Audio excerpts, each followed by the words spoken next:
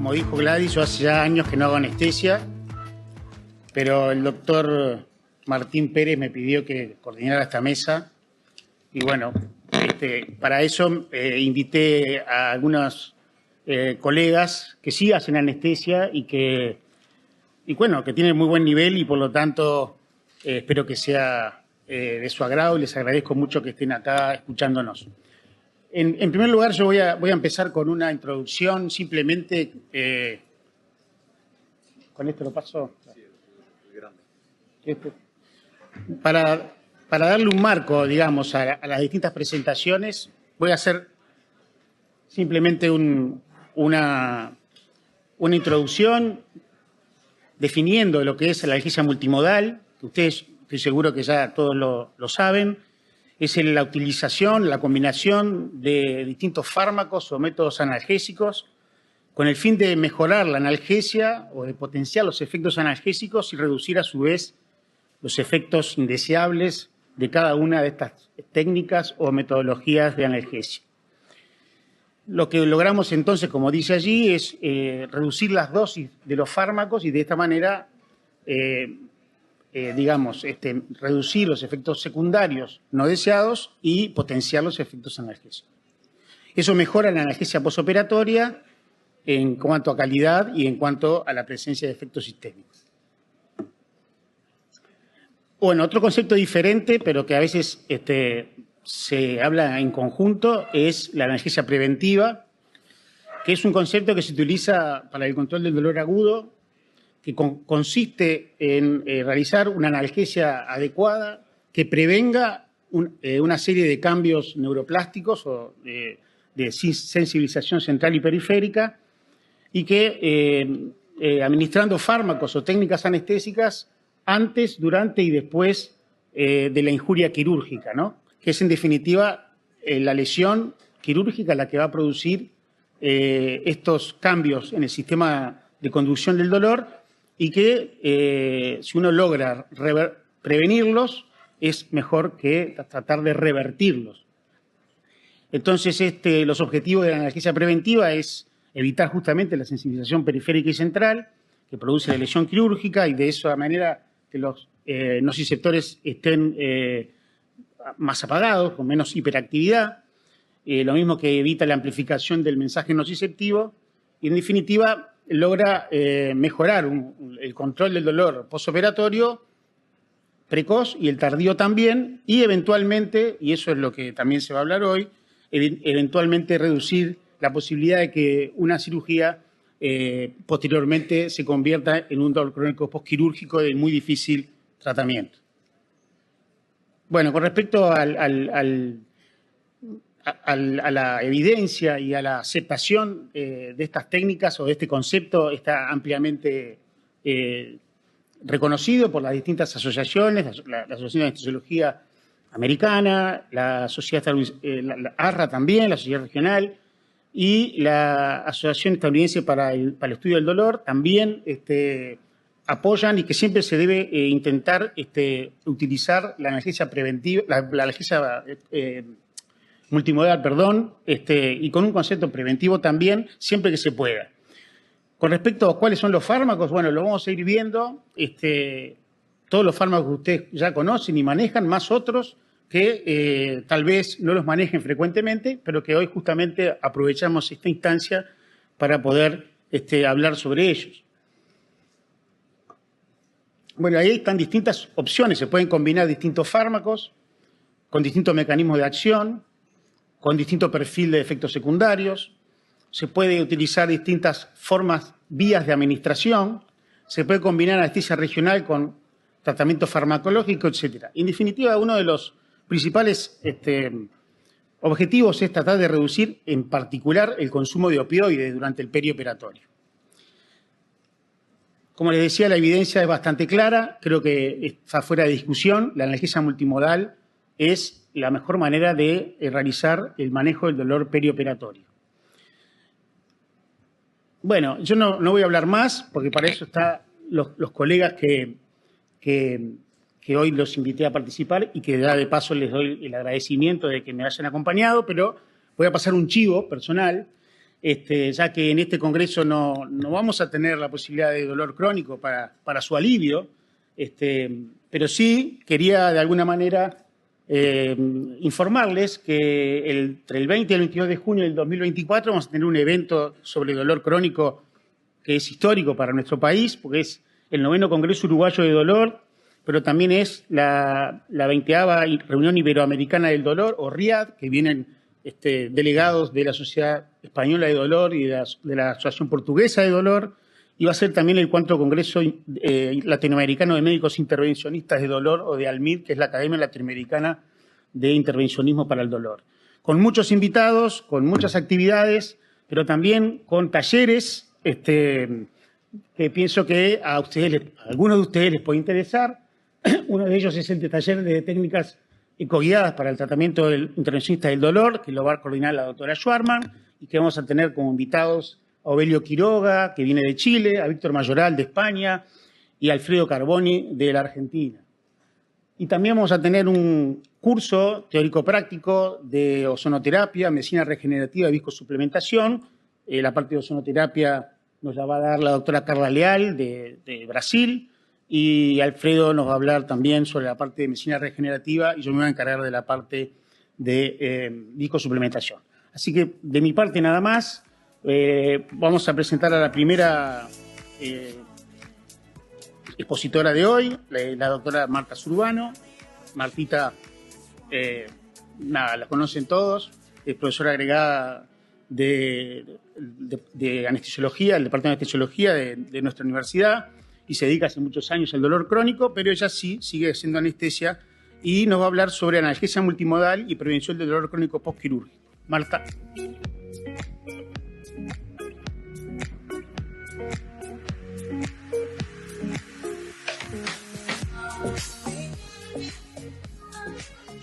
Bueno, buen día. Es para mí un gusto estar acompañándolos esta mañana. Como les dijo Pablo, la ponencia que me toca presentar hoy es la analgesia multimodal, fundamentalmente pensada en la prevención del dolor crónico postquirúrgico.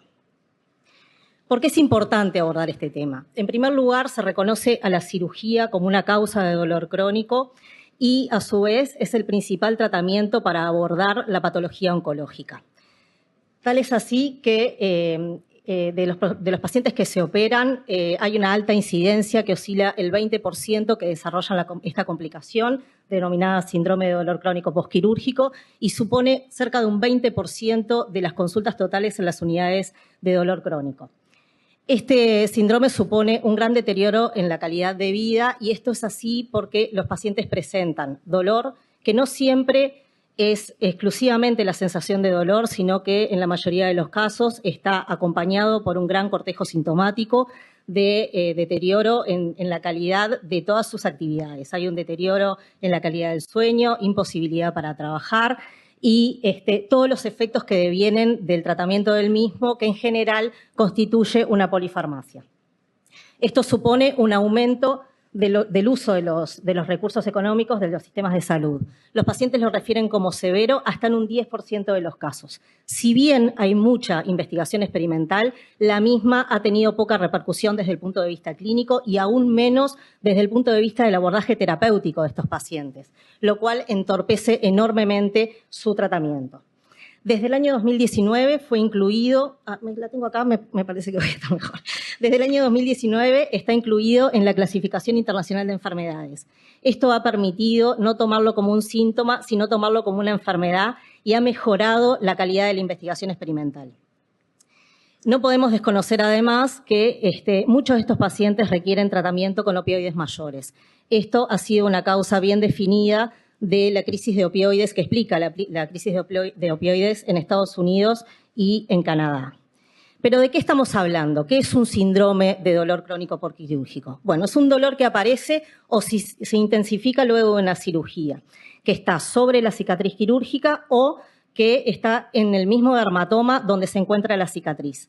es una continuación del dolor agudo posoperatorio o incluso puede aparecer luego de un periodo asintomático. De todas formas, no nos podemos olvidar que es un diagnóstico de exclusión.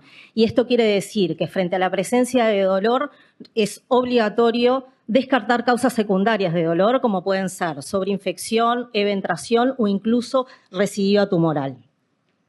Cuando el paciente presenta alguna característica que nos haga recordar a que puede tener una contribución neuropática, esto se ha asociado con un empobrecimiento de la calidad de vida y con aumento de la severidad de la presentación dolorosa. ¿Cuál es la frecuencia del problema? Esto es una tabla en la que se resumen varios estudios de buen rigor de metodológico y se reúnen una serie de cirugías que son las que habitualmente realizamos en nuestra actividad diaria. Ahí se vio la incidencia de esta complicación y vemos que la cirugía de amputación de miembros inferiores tiene una incidencia cercana al 75%, que la mastectomía tiene una incidencia cercana al 56%, la toracotomía cerca del 40% desarrollan esta complicación y la hernioplastia en un 30%. De hecho, se considera que el síndrome de dolor crónico postquirúrgico es la complicación más grave a largo plazo de la cirugía de reparación herniaria. Un 10% de estos pacientes refirieron que esa cesación dolorosa era de un EVA mayor o igual a 7, así que la podemos catalogar como severa. ¿Qué importancia tiene el conocer los factores de riesgo para el anestesiólogo general? Nos va a permitir a nosotros estratificar el riesgo de los pacientes y así prevenir el desarrollo de esta complicación. ¿Y por qué es importante prevenirla? Porque, como dijimos al comienzo, el tratamiento de esta enfermedad es realmente muy difícil y la eficacia terapéutica de las herramientas que tenemos a mano es realmente pobre. En vistas a esto, se han hecho modelos de valoración de riesgo. Estos modelos de valoración de riesgo, muchos de ellos son procedimientos específicos y tienen una sensibilidad y especificidad cercana al 60%. De todas formas, está todavía en proceso de valoración cuál es la aplicabilidad de estos métodos en el escenario del preoperatorio. Hay uno que es de aplicación genérica y que me gustaría que fuera el que ustedes recordaran. Este incluye 5 dominios que tienen un OR cercano entre 2 y 3. Y si el paciente cumple con 3 de los 5, tiene un riesgo realmente alto de desarrollo de esta complicación. Estos dominios son dolor preoperatorio en el sitio donde se va a operar, un síndrome doloroso crónico benigno que puede tener forma de fibromialgia, lumbalgia, cefaleas, y si todavía ese síndrome de dolor crónico benigno está en tratamiento con opioides mayores, el paciente aumenta el riesgo aún más de sufrir esta complicación. La capacidad de afrontamiento y el dolor agudo, moderado a severo constituyen los otros 2 dominios a valorar. Como dijimos anteriormente, el conocer estas cosas nos va a permitir modificar los factores de riesgo modificables o disminuir el impacto de aquellos que son no modificables. Los podemos clasificar entonces en factores de riesgo modificables y no modificables. Algunos son dependientes del paciente y otros son dependientes del acto anestésico quirúrgico. Bien. Los factores de riesgo vinculados al paciente, hay algunas enfermedades o algunas características a nivel psicológico que aumentan francamente el riesgo. Ellas son ansiedad, depresión y personalidad catastrófica. Particularmente la ansiedad nos hace prever un empobrecimiento del manejo del dolor agudo posoperatorio y vamos a prever en ese paciente respuestas exageradas frente a las situaciones. Por tanto, de existir la posibilidad desde el preoperatorio, es necesario que ese paciente sea abordado desde ese punto de vista. La lexitimia es otra característica que se ha visto que predispone al desarrollo de esta complicación, fundamentalmente en cirugía mamaria y particularmente cuando estamos hablando de cirugía mamaria por patología oncológica. Otros factores de riesgo son el sexo femenino, el joven, la obesidad y hay algunas características genéticas. Hay un cuerpo de evidencia cada vez más solvente que nos habla de la presencia de una heredabilidad del dolor que oscila entre el 30 y el 70%. Como no tenemos test de screening genéticos, es de extrema importancia el screening clínico. Con respecto a los factores anestésicos, hay varios reportes que vinculan el uso de opioides a altas dosis de opioides intraoperatorios de acción ultracorta llámese el remifentanil, que se ha vinculado con el desarrollo de hiperalgesia en el posoperatorio y con aumento de la necesidad de opioides para controlar el dolor agudo posoperatorio. Esto es particularmente cierto en cirugía cardíaca, en el que se ha visto un aumento del dolor postesternotomía luego de infusiones prolongadas y a dosis altas de remifentanil. Así que este riesgo sería incluso dosis dependiente. Con respecto, ya dijimos que esto es una complicación que tiene algunas connotaciones que son procedimiento específicas. Por tanto, tenemos que estar alerta frente a determinadas cirugías. Las cirugías que incluyen lesión nerviosa, si bien la presencia de lesión nerviosa no es una condición sine qua non para el desarrollo de esta complicación, si la incluye, sí aumenta francamente el riesgo. Por tanto, en las toracotomías en las que hay hay lesión por estiramiento, por la incisión propiamente dicha o por tracción de los nervios intercostales, tenemos que esperar un aumento del riesgo. En la mastectomía, en la que esperamos una lesión del nervio intercostobraquial o que esperamos lesiones también de los nervios intercostales, también tenemos que esperar esto. Así que la lesión, el aumento del riesgo está vinculado con el tipo de tejido lesionado y con el tipo de cirugía por esas connotaciones, procedimientos específicas que estamos viendo. Otras cosas que también se vinculan son la duración de la cirugía, es más frecuente en cirugías prolongadas que en aquellas que no. Con respecto al uso de técnicas mínimamente invasivas, en algunas, como la reparación herniaria, se ha visto una ligera disminución del riesgo cuando se hace por vía laparoscópica que por vía abierta. Sin embargo, esto no ha podido ser demostrado en la videotoracoscopía, por ejemplo, para el síndrome de dolor postoracotomía. Por último, con respecto a las características del dolor, tenemos dos grandes, podemos dividirlo en dos grandes escenarios. El preoperatorio, que como ya dijimos, aquellos pacientes que presentan un síndrome de dolor crónico benigno, como ya nombramos algunos, y más aún si están en tratamiento con opioides mayores, tienen un riesgo aumentado. Y después todo el escenario de lo que se refiere a la patología quirúrgica, es decir, el dolor provocado por la patología quirúrgica desde el pre, intra y posoperatorio. La severidad del dolor agudo posoperatorio es un factor de riesgo de gran penetrancia. ¿Cómo lo valoramos? Con las escalas unidimensionales. La escala visual análoga, cuando tenemos un dolor mayor o igual a 4, decimos que ese dolor está fuera de control. Y si está fuera de control, exige que nosotros tomemos medidas analgésicas para tratar el dolor en ese momento y para prevenir futuras complicaciones. Con respecto a esto, es importante decir que hay un pool de pacientes en los que se estudió la trayectoria del dolor, es decir, qué pasa después de las 24 a 48 horas, y hay un pool de pacientes en los que se vio que eran de resolución lenta. Esos pacientes pasan 10 días y tienen todavía características de dolor que todavía no está del todo controlado. Eso se denomina dolor subagudo y también es un factor de riesgo de tan o de mayor importancia que el dolor agudo posoperatorio. Una cosa que es también destacable es que estos factores de riesgo no son independientes uno del otro, sino que están interrelacionados. Y esta situación complejiza aún más el abordaje terapéutico. Bien, ¿por qué es importante que nosotros estratifiquemos al paciente? Yo, en realidad, lo que pretendo de hoy es que haya un cambio de mentalidad, que haya un cambio de paradigma en el diseño de las maniobras analgésicas para cuidar a estos pacientes. Ese cambio de paradigma tiene que ver con que nosotros veníamos pensando hasta el día de hoy exclusivamente en el impacto nocicitivo que iba a provocar la cirugía a la que el paciente estaba expuesto. Y hoy lo que le venimos a pedir es que empecemos a pensar en una forma más integral, que el riesgo del paciente no es exclusivamente por la cirugía para la que está coordinado, sino que el riesgo del paciente va mucho más allá de eso y requiere de una valoración integral. Luego que nosotros logremos hacer la estratificación de riesgo, hay algunas medidas que nos van a permitir prevenir, o por lo menos parcialmente, el desarrollo de esta complicación. Y en ese sentido hay algunas experiencias a nivel internacional que son realmente muy ilustradoras, que han tenido las primeras auditorías unos excelentes resultados, que son las unidades de dolor transicional. Las mismas lo que hacen es seleccionar el grupo de pacientes de riesgo y evitar que existan brechas asistenciales en el tratamiento del dolor desde el intrahospitalario, desde la cirugía, cuando el paciente está en internación, a el domicilio, que no existan esas brechas de atención.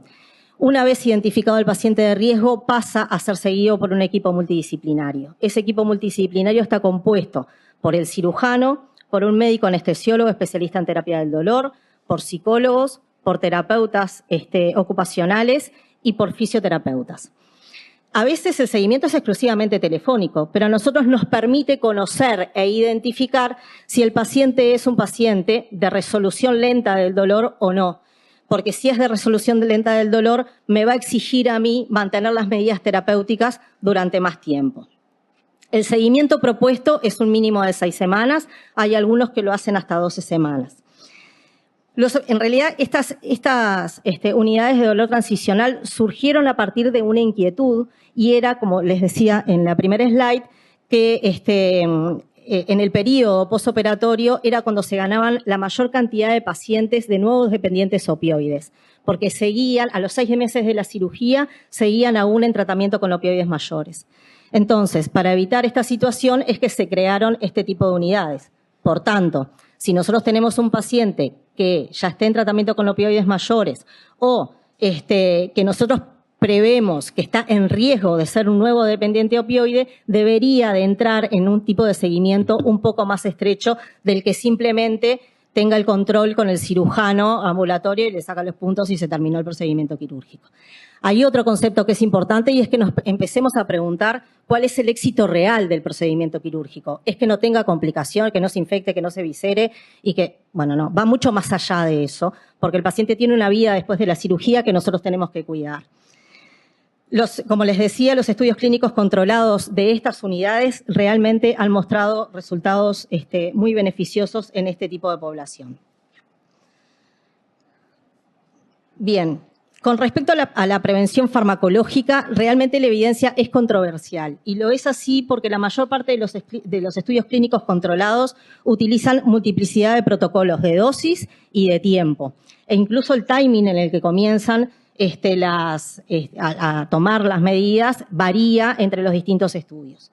Lo que sí está claro es que los receptores NMDA empiezan a activarse ya desde que se activa la fisiopatología del dolor agudo posoperatorio. No lo tenemos que pensar más como una vía crónica, sino que ya se empiezan a activar en agudo.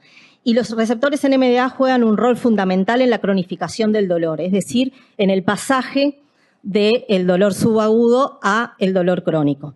Es por eso que este tipo de drogas muestran un perfil muy bueno para la prevención de este tipo de complicación.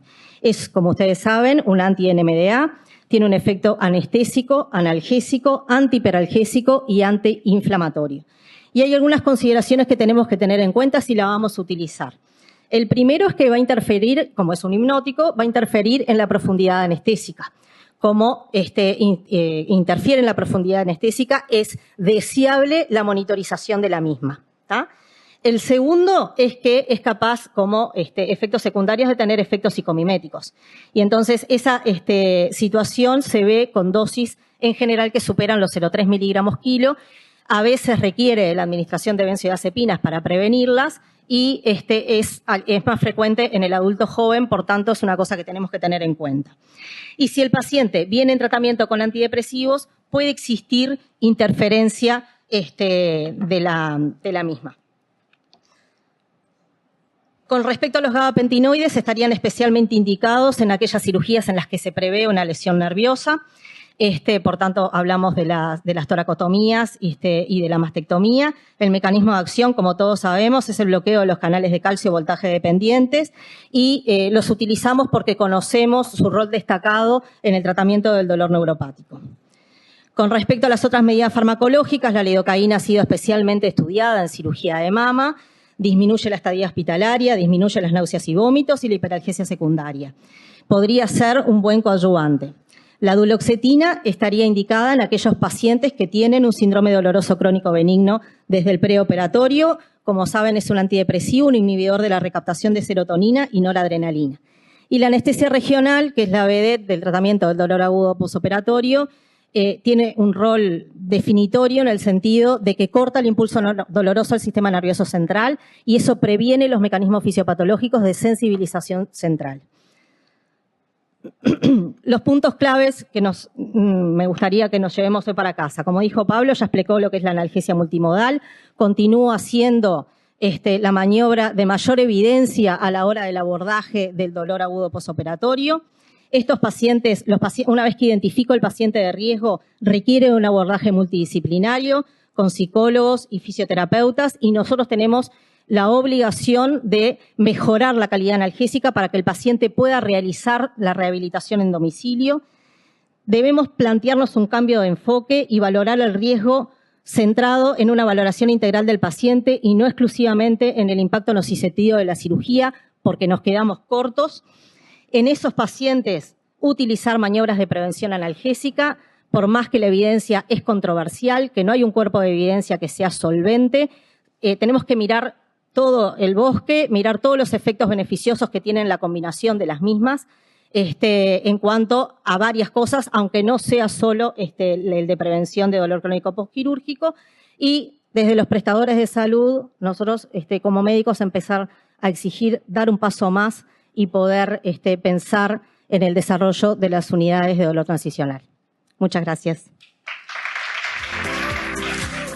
Muchas gracias, Martita, por tu presentación tan completa. Ahora vamos a ver qué es lo que pasa con la analgesia multimodal en los niños. Y para ello hemos invitado a la doctora Natalia Solari, que es anestesióloga del Centro Hospitalario Pereira Rosell, colaboradora de la Unidad de Dolor del Hospital Pediátrico y ex miembro del Comité de Dolor Multimodal de la Sociedad Uruguaya de Pediatría. Hola, ¿qué tal? Bueno, mi nombre es Natalia Solari. Había algunos cambios en la presentación y había un poco de cambio en el formato cuando lo pasaron allá, entonces me hubiera gustado pasarlo con mi computadora para que se viera un poco mejor. Pero bueno, mi idea, gracias por invitarme a dar esta charla, y mi idea hoy es hablar un poco de analgesia multimodal en el paciente pediátrico y contarles un poco la experiencia que estamos teniendo en el hospital. Bueno, les voy a invitar a encarar esto un poco con la curiosidad de Alicia cuando entra en el País de las Maravillas. Bueno, mis objetivos fueron contextualizar el problema del dolor en pediatría y cuáles son sus causas, destacar la importancia de tener un plan analgésico perioperatorio, hablar de las principales estrategias farmacológicas, nombrar la evidencia actual disponible sobre los coadyuvantes en tendencia y, bueno, mostrar un protocolo, por cuestiones de tiempo, de los utilizados en el Centro Hospitalario Pereira Rosell, en donde hacemos analgesia multimodal. Bueno, ¿por qué es importante este tema? Porque el dolor agudo perioperatorio en niños tiene una alta prevalencia, ¿sí? Tienen un 30 y un 60% de prevalencia. Y es más allá de una cuestión de confort, ¿sí? Esto puede tener secuelas físicas y psicológicas. Se vio que los adultos que fueron pacientes en unidades neonatales, en la adultez podían tener disminución de los umbrales dolorosos y alteraciones de las percepciones somatosensoriales, ¿sí? Como la percepción de la temperatura, entre otros. Y nosotros, como anestesiólogos pediátricos, estamos en un lugar súper privilegiado para ayudar al niño a desarrollar una relación saludable con la experiencia dolorosa durante toda la vida, ¿sí? ¿Y esto por qué? Porque con la nocicepción nosotros nacemos, pero el dolor lo aprendemos y a veces puede empezar con nosotros como anestesiólogos. Y los niños, bueno, ya sabemos todos que no son adultos chiquitos, sino que tienen algunas diferencias fisiopatológicas. A las 16 semanas, el feto ya puede tener respuestas fisiológicas a la estimulación dolorosa y a las 24 semanas las vías del dolor ya están presentes anatómicamente, ¿sí? Las vías inhibitorias descendentes maduran más tardíamente y al nacer están inmaduras, favoreciendo las aferencias nociceptivas. Las neuronas del asta posterior tienen cambios nociceptivos más amplios con umbrales menores, lo que puede favorecer la sensibilización central y también favorecer que el dolor no solamente se sienta, sino que se sienta con mayor intensidad teóricamente. Y bueno, se sabe que existe la sensibilización central y periférica desde el nacimiento. Sé que a veces evaluar el dolor en pediatría se puede sentir un poco como esto, ¿no? Uno se cae en un agujero en que el niño no habla, no dice qué le pasa, qué siente, ¿cómo lo valoro? Es como una caja negra en la que a veces las cosas se pueden confundir un poco. Y para eso me parece que es súper importante usar herramientas objetivables que podamos trasladar de operador a operador y que no dependa de nuestra percepción personal. Y para eso el dolor me parece que tiene que ser evaluado como un quinto signo vital, ¿sí? Así como hablamos de la frecuencia cardíaca, la presión, evaluarlo ¿para qué?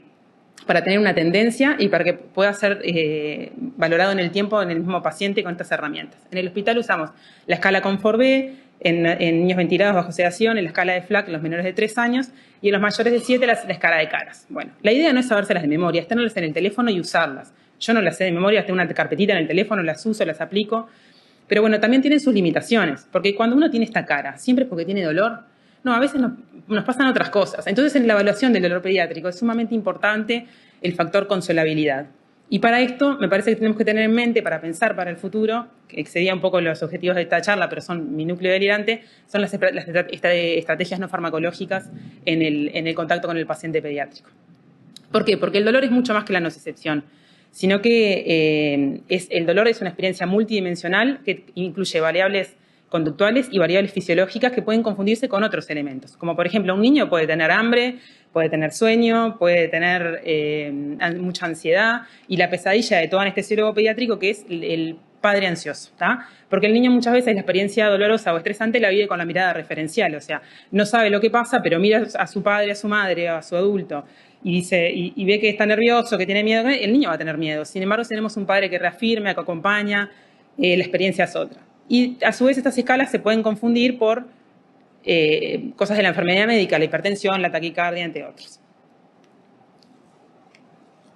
Bueno, entonces me parece que es muy importante plantearnos cuando vamos a encarar el dolor en pediatría es que pensar que tenemos que hacer un plan analgésico perioperatorio multimodal, que va a depender no solamente del paciente, sino que va a depender de la cirugía a la que va a ser sometido y la intensidad dolorosa, y que no tenemos que olvidar que muchos pacientes pediátricos vienen con un consumo previo de analgésicos y de opioides, por ejemplo. Un paciente quemado, un paciente multioperado, una enfermedad congénita, ya va a cambiar nuestro plan porque vienen con un consumo previo de analgésicos. Entonces, bueno, quiero mostrarles un poco cuáles son las principales estrategias farmacológicas que tenemos para nuestros pacientes.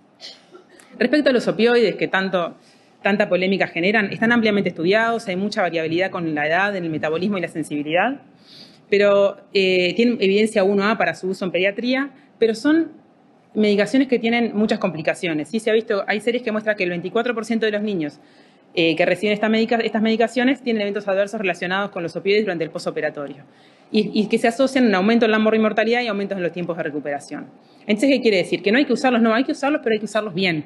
Hay que saber cuál es su lugar. ¿Y cuál es su lugar? Principalmente, en mi opinión, es el rescate analgésico y los pacientes con dolor severo, en los que no podemos hacer regional, usar este tipo de medicaciones. ¿Y cómo? De cualquier forma, no, mediante bombas de PCA.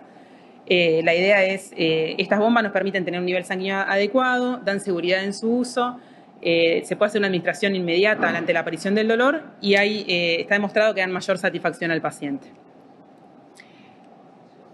Bueno, respecto al tramadol y la codeína, en el 2015 salió un warning box de la FDA en el cual decían que había grupos de pacientes que tenían riesgo de depresión respiratoria, sobre todo niños metabolizadores rápidos o ultrarrápidos, y que podían alcanzar concentraciones peligrosas de metabolitos activos, tanto de desmetiltramadol como de morfina.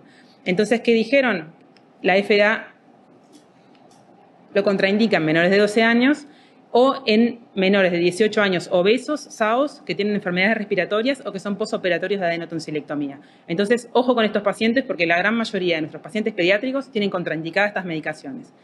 Pero la Sociedad Europea de Anestesia Pediátrica dice, bueno, es una herramienta más, no es que no los podemos usar con determinadas condiciones, sabiendo que nos aumentan el riesgo de depresión respiratoria y de algunas complicaciones, pero bueno, a veces no lo podemos evitar y tenemos que usarlo con precaución, teniendo consentimiento informado y hablando con los padres y con la familia. Bueno, la escala analgésica de la OMS creo que vive en la mente de toda persona que pasó por facultad de medicina, pero yo los quiero invitar a hacer una demolición, porque esta es una estrategia unidimensional que sirve para el dolor agudo somático, pero muchas veces el dolor perioperatorio tiene otras características.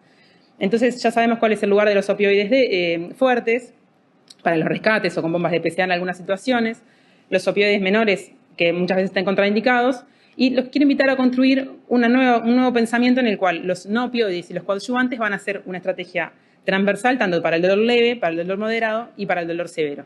Y me parece, y bueno, por las cosas que comentaba Marta, las técnicas analgésicas regionales son fundamentales para el manejo de cualquier tipo de dolor y se transforman, tanto con bloqueos de inyección única como por catéteres de infusión continua, es la reina de corazones de nuestra analgesia multimodal, ¿sí? Es una técnica que nos va a permitir una desaferentización, va a evitar la sensibilización central, y si nosotros elegimos bien nuestras técnicas, son técnicas muy seguras que dan muy buenos resultados.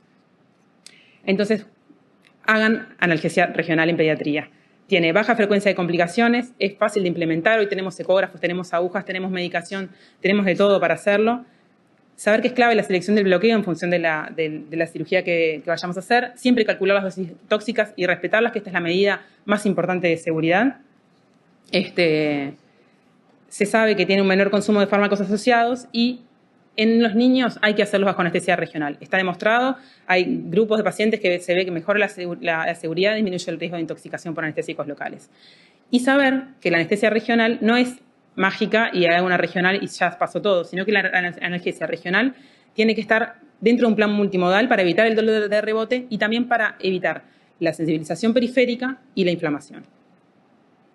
Bueno, les voy a hacer un punteo de las principales coadyuvantes que están en tendencia, que aparecen mucho en los protocolos, que hay mucha evidencia en adultos para algunos de ellos. Les voy a hacer unos titulares sobre la evidencia que hay en pediatría. Bueno, les quería destacar que muchas veces en pediatría lo que nos pasa es que la necesidad de investigar se nos da de frente contra la bioética, ¿sí? Muchas veces no es ético hacer determinado tipo de intervenciones o de estudios, entonces la evidencia sólida de los ensayos clínicos prospectivos que nos dan más seguridad demora mucho tiempo en hacerse y de repente la construcción de la evidencia va por otro lado. Se hacen reportes de casos, selecciones puntuales de pacientes y usos de medicaciones, de ahí salen estudios prospectivos y revisiones y recién ahí podemos tener evidencia sólida. Entonces, los niños muchas veces son huérfanos terapéuticos y el 90% de los niños hospitalizados reciben medicación de forma off-label durante su tratamiento. Así que muchas de estas medicaciones que vamos a hablar ahora, de repente la evidencia no es sólida ni suficiente para pediatría, pero no hay que descartarlos y hay que mantenerlos en mente. Bueno, respecto a la dexmedetomidina, es un alfa-2 agonista que hace una simpaticolísis a nivel central, que podría tener cierta interferencia en el desarrollo de dolor crónico, en la sensibilización central. Entonces, es una droga que es muy tentadora porque da ansiólisis y da analgesia, y mantiene la ventilación espontánea, da un sueño parecido al fisiológico. Entonces, en determinados pacientes es una estrategia que me parece que tenemos que tener en cuenta y tiene un nivel de evidencia 1A para el uso en pediatría, o sea que hay que empezar a usarla más, ¿sí? Les traigo acá un ejemplo muy puntual de un tipo de cirugía que hacemos muy frecuentemente, que es la adenotonsilectomía. Sobre todo el paciente que hace una adenotonsilectomía por SAOS es un paciente que queremos que no reciba opiáceos o que reciba pocos. ¿Por qué? Porque sabemos que tienen riesgo de tener un aumento de la sensibilidad de estas medicaciones. Entonces, en este estudio lo que hicieron fue, tomaron 618 pacientes, los dividieron en dos grupos, uno con un protocolo viejo que era basado en opioides libres, intra y postoperatorio, y se plantearon hacer un protocolo multimodal en el cual hacían paracetamol anticipado, dexmedetomidina en el intraoperatorio y fentanil en el intraoperatorio. Y vieron que acá se ven, aparte los dividieron en dos grupos que eran de 0 a 7 años y de 8 a 13, pero bueno, no va al caso. Pero estas gráficas se ven claramente. En rojo se ve el grupo multimodal y cómo tuvieron una disminución en el consumo de fentanil intraoperatorio y una disminución del consumo de opioides en sala de recuperación postoperatoria y en domicilio. O sea que el consumo acumulado de opioides con el uso de dexmedetomidina fue algo que se consiguió, ¿sí? Bueno, entonces en pacientes que queramos mantener la ventilación espontánea y disminuir este riesgo, lo podemos usar, ya sea para este o para cualquier caso que se nos plantee. Bueno, respecto a la lidocaína intravenosa, bueno, tenemos muy claro cuál es el efecto que hace a nivel local cuando lo inyectamos, a nivel de los canales de sodio, etcétera, pero existe la sospecha de que la lidocaína, al hacerla intravenosa sistémica, podría tener en sí misma un efecto multimodal, un efecto de bloqueo de los canales de NMDA, de canales de sodio y canales de calcio. O sea que en sí misma sería una estrategia multimodal potencialmente para el manejo del dolor. Y bueno, les traigo acá un ejemplo de la cirugía espinal mayor, dos grupos de pacientes pediátricos que ya son más grandes, tienen entre 9 y 15 años. Hicieron dos grupos, uno con lidocaína intravenosa continua y otro sin lidocaína. Los dos con bombas de PCA con morfina. Y acá se ve a la izquierda es la izquierda de ustedes, yo tengo un problema de lateralidad, las gráficas que son una arriba de la otra ahí, se ve que la intensidad del dolor en función del tiempo en reposo y durante la tos, y acá se ve cómo en cualquiera de las dos situaciones el grupo con lidocaína disminuyó de forma significativa los scores de dolor posoperatorios durante la infusión de lidocaína. Lo mismo que a la derecha se ve el consumo de opioides en el grupo con y sin lidocaína, también disminuyó un 30% el consumo de opioides. O sea, es algo para tener en cuenta y para pensar. Bueno, respecto a los gabapentinoides, hay múltiples estudios de diferentes tipos de cirugía de mucha intensidad dolorosa. Algunos estudios dicen que disminuye el score de dolor, que disminuyen el consumo de opiáceos, que a veces podrían tener efecto en la ausencia de analgesia regional, pero la solidez de la evidencia tampoco es muy importante. O sea, hay muchas preguntas sin responder respecto a este tipo de medicaciones, como por ejemplo el régimen ideal, cuánto empezarlo, a qué dosis, cuánto debe durar después de la cirugía, hacer una comparación directa entre la pregabalina y la gabapentina y realmente demostrar si en pediatría disminuyen el dolor crónico postoperatorio. Así que bueno, la evidencia disponible no avala su uso general en pediatría, pero es una droga que me parece que no tenemos que olvidar de repente cuando no podemos hacer regional, cuando pacientes que tienen riesgo de agitación al despertar, que es otra de las cosas que también se planteaba, o cirugías con dolor severo, ¿sí? Bueno, respecto a la ketamina, es un antagonista no competitivo en NMDA que a dosis subanestéticas podría tener cierto efecto, como decía Marta, en la sensibilización central o un efecto antihiperalgésico cuando tenemos instalado una hiperalgesia por opioides, por ejemplo, y que en pediatría no se ven tanto los efectos psicomiméticos como en adultos, ¿sí? Tiene como beneficio que mantiene la ventilación espontánea y la mayoría de los protocolos usan estas dosis que son dosis relativamente bajas y existen alguna evidencia en animales que podría tener un potencial efecto neuroapoptótico en las infusiones prolongadas, pero revisando esos estudios lo que se ve es que las dosis que usan las dosis que usaron cuando vieron en neuroapoptosis eran enormes. Entonces, nada que ver con las dosis que se usan para esto. Entonces, en realidad, no es para descartarla, pero tampoco para universalizarla, me parece. Es como para buscarle y encontrarle su lugar. Hay evidencia en cirugía espinal mayor que se vio que disminuyó significativamente el consumo de morfina a las 24, 48 y 72 horas y que no hubo diferencias en la aparición de efectos adversos. Bueno, respecto al sulfato de magnesio, que está como sonando mucho hoy en día, es un antagonista de NMDA y tiene el efecto prometedor de tener un papel preventivo en el desarrollo de la hiperalgesia y de la alodinia. Y en pediatría, de nuevo, tenemos poca evidencia. No es que no funcione o no sirva, es que la evidencia que hay es escasa. Hay algunos estudios en pacientes más grandes, 15 años, en cirugía espinal, que se vio que cuando se agregaba a la ketamina en la infusión intraoperatoria, podía disminuir hasta un 30% el consumo de opioides. Pero bueno, también la evidencia no es que abunde y que sea súper sólida. Y bueno, acá les había puesto un protocolo que después voy a ver si lo encuentro, que habla un poco del rol del del sulfato de magnesio y el montón de aplicaciones que tiene en pediatría. Es una droga barata que la tenemos disponible en todos lados y que tiene un efecto analgésico, sedante, broncodilatador, un montón de cosas que estaría buenísimo para poder revisarlos, pero bueno, vamos a ver si después lo puedo agregar. Bueno, y ahora les quiero mostrar un protocolo, por cuestiones de tiempo, un protocolo que estamos aplicando en el Centro Hospitalario Pereira Rosell, que es el protocolo de gastrosquisis. Les iba a mostrar también uno de escoliosis, pero bueno, por cuestión de tiempo prefiero quedarme con el primero para poder explayarme un poquito. Y bueno, les voy a contar primero un poquito esto. Se protocolizó de forma multidisciplinaria, tanto con neonatología, ginecología, anestesia, el manejo de estos pacientes. En general se hace una captación prenatal. Si a las 36 semanas no se produjo el parto espontáneo, se hace una cesárea programada. En la sala de al lado se prepara un bloc neonatal. Se hace la cesárea, los neonatólogos le hacen la recepción al niño, que es lo que se ve en la primera imagen. Se lo acondiciona, se le hace toda la recepción habitual de cualquier recién nacido, se le hace un silo, que es lo que se ve ahí en la segunda foto, en amarillo. No sé si lo conocen, que es en general se ponen las asas con un nylon y por alrededor se le pone coban y gasas para mantener la humedad y la temperatura y evitar la infección. El paciente pasa al bloc de neonatal, se le hace una inducción inhalatoria con ceborana de dosis bajas para ponerle la vía, una vía periférica, y ahí se inicia una TCI con propofol, con dexmedetomidina, una carga de dexmedetomidina a 0,5 y una infusión de remifentanil, y se le hace un bloqueo cuadrado lumbar posterior con bupivacaína al 0,25 a 0,3 mililitros kilo. ¿Sí? Ahí se ve en la ecografía. Y bueno, se mantiene algunas de estas medidas en el posoperatorio. Este es un paciente que estuvo en el primer día posoperatorio, estaba con dexmedetomidina, paracetamol y el bloqueo cuadrado lumbar del día anterior. Vamos a ver si anda el video, que no se los voy a contar yo cómo salió el paciente, prefiero que lo vean ustedes.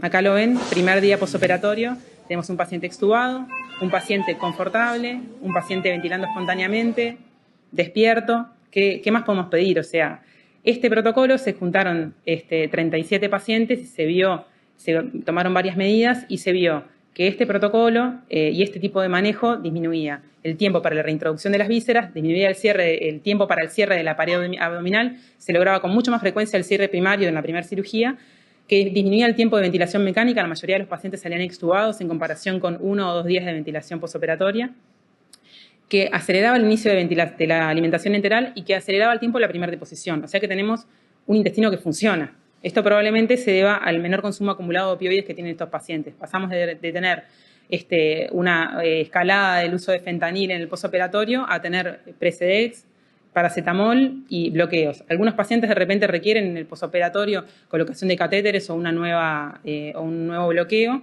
pero bueno, son la minoría de los casos, por suerte. Bueno, voy a seguir porque no me quiero extender por el tiempo. Y bueno, me parece lo que les quería transmitir para llevarse a casa es que hagan analgesia multimodal. La analgesia multimodal anticipada ayuda a restaurar el estado basal, minimizando los efectos adversos. Y como ven en este último protocolo, podemos cambiar el pronóstico de nuestros pacientes mejorando la analgesia y mejorando la sedación. El dolor es un quinto signo vital, hay que usar escalas objetivas, hay que medirlo en el tiempo, hay que ver la tendencia. El objetivo en los niños es disminuir el consumo de opioides en el perioperatorio y la analgesia regional en pediatría es la estrella de la analgesia multimodal. Háganla, usen los ecógrafos, prueben, vean cuáles son las medidas de seguridad, apréndanlas. Y bueno, que existen múltiples coadyuvantes con perfiles prometedores, pero que la evidencia para su uso para algunos de ellos todavía es limitada.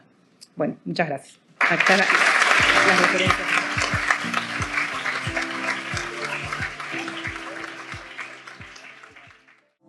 Bueno, muchas gracias por la presentación, Natalia. Realmente fue muy linda, muy interesante. Te agradezco, Pila, que hayas aceptado. Y ahora vamos a seguir con la próxima conferencia que la va a dar la doctora Ana Schwarman, que está por ahí. Bueno, Ana es profesora adjunta de anestesiología, experto en medicina del dolor, integrante del Comité de Dolor de la World Federation of Society of Anesthesia, presidenta de la Sociedad Latinoamericana de Anestesia Regional, LASRA, en el plazo 2024-2026, ¿no? Y nos vas a hablar del uso de lidocaína y magnesio en el dolor agudo posoperatorio. Bueno, buenos días, muchas gracias al comité organizador, muchas gracias Pablo por la invitación. Y bueno, tenemos 15 minutos que voy a respetar, así que vamos a empezar. ¿Por qué vamos a hablar de lidocaína y de magnesio? Lidocaína y magnesio se engloban dentro de todo lo que hemos estado hablando hoy, dentro de lo que es la analgesia multimodal y también dentro de lo que es el concepto ahorrador de opioides, del que no voy a hablar porque para eso está el doctor Joao Batista, que es un experto de verdad, pero sí tener claro que todas estas estrategias lo que buscan es disminuir el uso de los opioides, disminuyendo con eso los efectos adversos y potenciando otras vías de analgesia. Para eso vamos a usar la lidocaína. Entonces, la lidocaína intravenosa, como todos sabemos, la lidocaína es un anestésico local tipo amida, cuyo principal mecanismo de acción es el bloqueo de los canales de sodio voltaje dependiente, pero como nos comentó Natalia recién, por vía intravenosa y en este uso perioperatorio también se ha visto que la lidocaína pierde esa selectividad por los canales de sodio y va a tener efectos sobre otros receptores de los que ahora vamos a hablar. Su principal mecanismo de acción es la interrupción de la transmisión nerviosa y también se le atribuyen otros efectos que pueden ser beneficiosos en el perioperatorio, como es el efecto antiinflamatorio. Se ha visto en modelos animales que disminuye la primera fase de la inflamación y, como sabemos, también es un potente inhibidor de muchas interleuquinas y factores que participan en la neuroinflamación. También es un inhibidor del tromboxano A2, por lo que tiene un efecto antitrombótico, disminuiría los eventos protrombóticos del postoperatorio, y los otros efectos que se ven ahí nos vamos a centrar en lo que es la analgesia y la antihiperalgesia. Hace muchos años que la lidocaína se usa por vía intravenosa, se usa en dolor crónico, sobre todo en dolor neuropático, tanto en agudo como en crónico. Se usa en el dolor perioperatorio y, por supuesto, tiene un efecto antiarrítmico. Entonces, ¿qué pasa qué hace la lidocaína intravenosa? Se ha visto que a nivel del líquido cefalorraquídeo, la lidocaína administrada de forma intravenosa va a aumentar los niveles de acetilcolina, y eso va a potenciar lo que son todos los mecanismos de inhibición descendente que nosotros tenemos. Aumenta la liberación de los opioides endógenos y también atenúa las respuestas simpáticas, por lo que disminuye el dolor, disminuye el consumo de agentes inhalatorios y de opioides. A nivel del sistema nervioso central, actúa en todo el sistema nervioso central, actúa, por supuesto, a nivel del asta posterior de la médula espinal, y actúa también en los sistemas de integración centrales. En el tálamo se ha visto que disminuye la activación de la microglía a nivel del hipocampo, reduce la generación de citoquinas proinflamatorias y protege de la neurotoxicidad del glutamato al inhibir a la glicina. Esto le confiere las propiedades antihiperalgésicas y neuroprotectoras. Entonces, ¿cómo vamos a usar la lidocaína? La lidocaína siempre la tenemos que comenzar utilizándola en un bolo. ¿Por qué? Porque si no utilizáramos en bolo, llegar a la concentración efectiva de la lidocaína nos llevaría de 4 a 8 horas. Por eso es importante utilizar este bolo, que va a empezar a actuar de 45 segundos a 1 minuto y va a durar entre 10 y 20 minutos. Por eso, el bolo debe ser seguido de una infusión continua.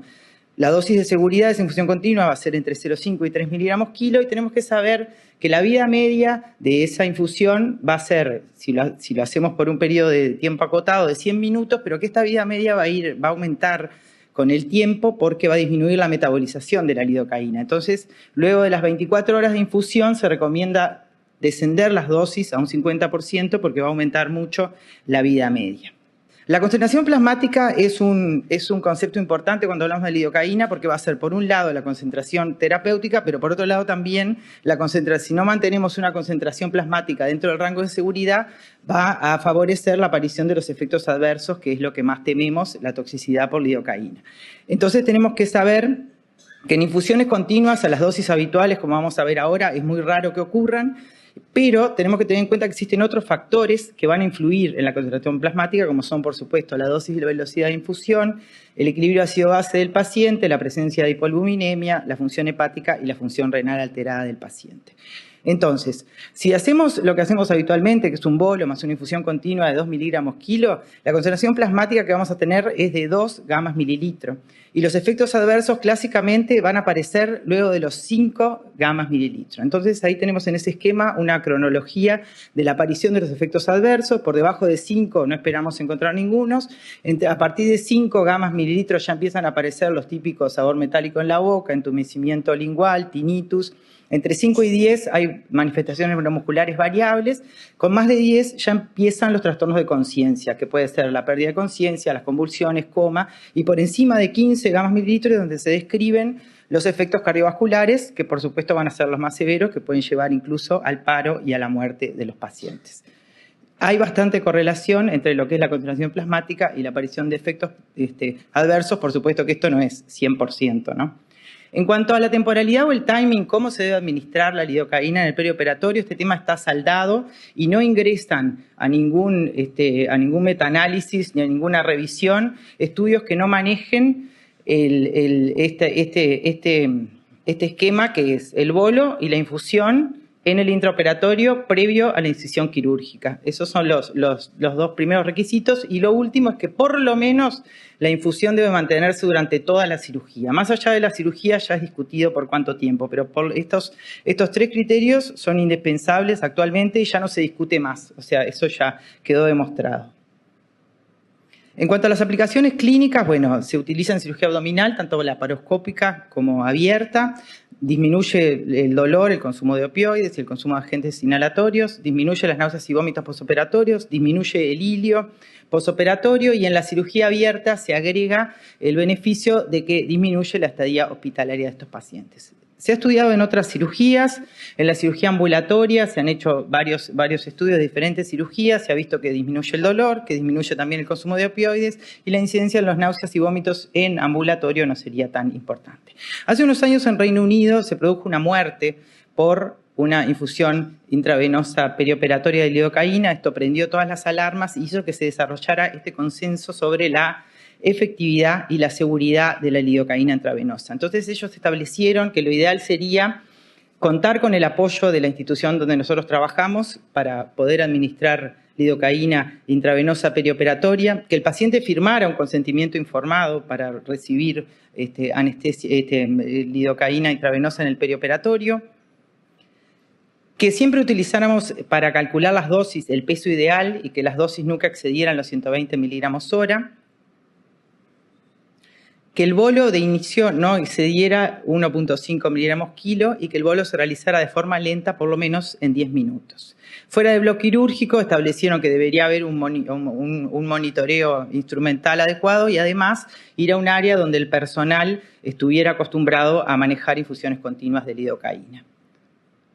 Siempre, por supuesto, estar atentos a la aparición de intoxicación por anestésicos locales, contar con lípidos al 20% y idealmente saber dónde están y lo ideal sería poder tener un kit de LAST en todos los lugares donde trabajamos, ¿no? Bueno, este artículo cuestionó el efecto de los bloqueos nerviosos.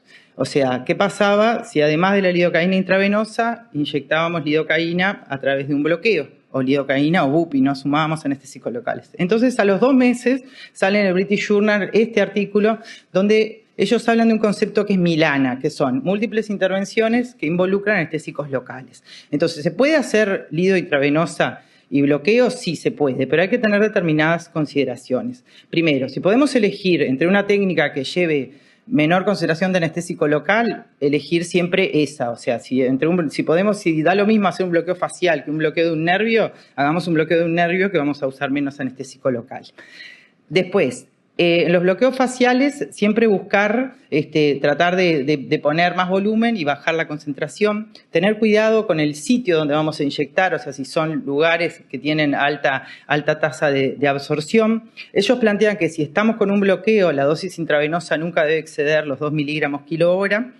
Y lo otro que tenemos que hacer es calcular las dosis totales de anestésico local. O sea, si vamos a hacerlo intravenoso, tenemos que sumarlo intravenoso a lo que vamos a hacer por el bloqueo. Y otra cosa importante es calcular los picos de acción de las 2 vías de administración para evitar que coincidan.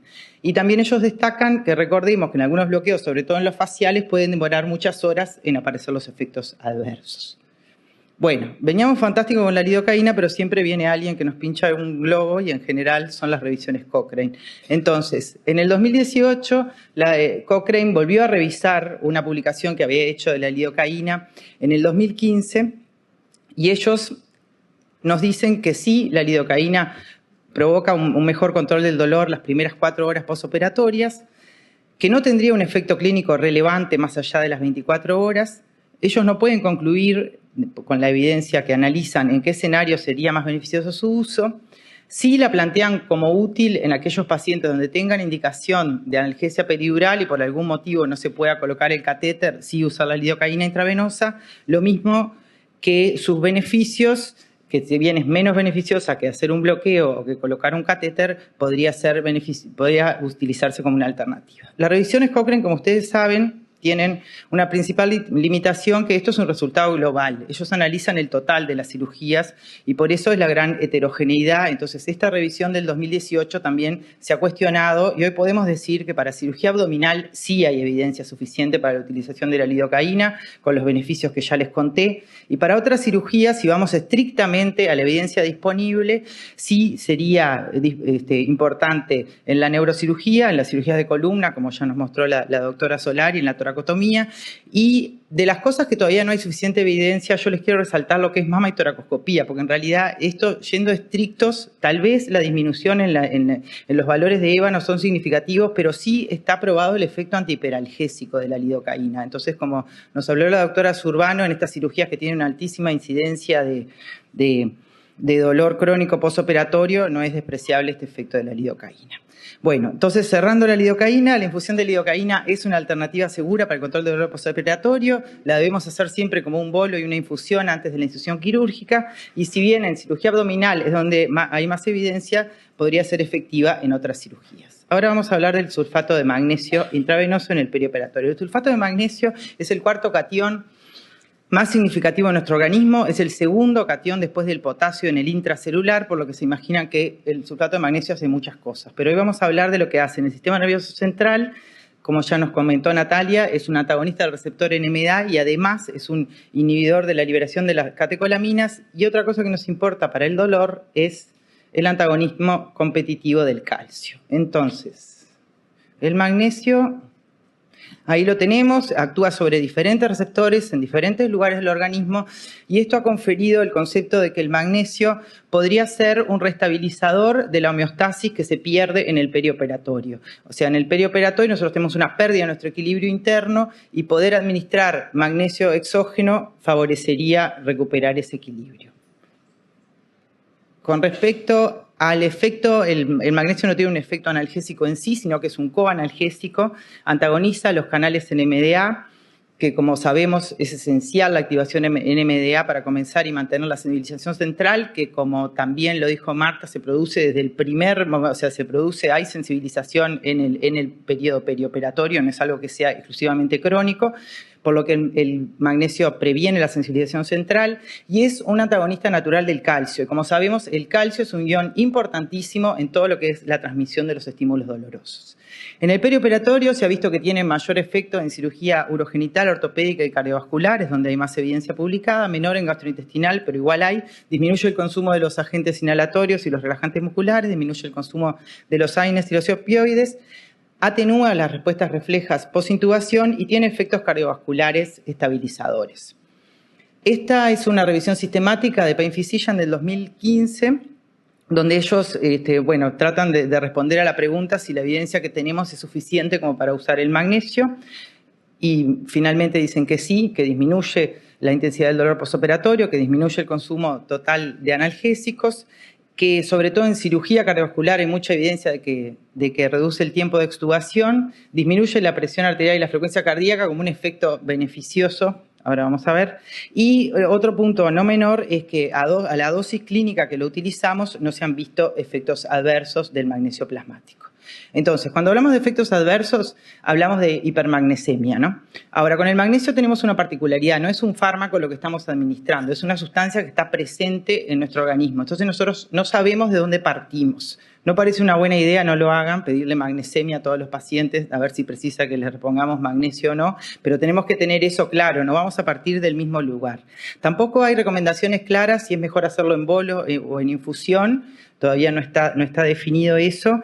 Lo que sí se vio es que si bien potencia los hipnóticos, no hubo afectación en el grado de sedación de los pacientes, que sí puede causar bradicardia e hipotensión, o sea, ese efecto estabilizador en algunos pacientes puede transformarse en un efecto adverso.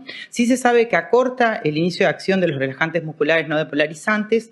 Es muy controvertido qué pasa después, si prolonga o no su efecto, ahí los estudios no son concluyentes y en la literatura lo soluciona muy fácil, con monitorización de la relajación muscular y su Gamadex. En la vida real no es tan fácil.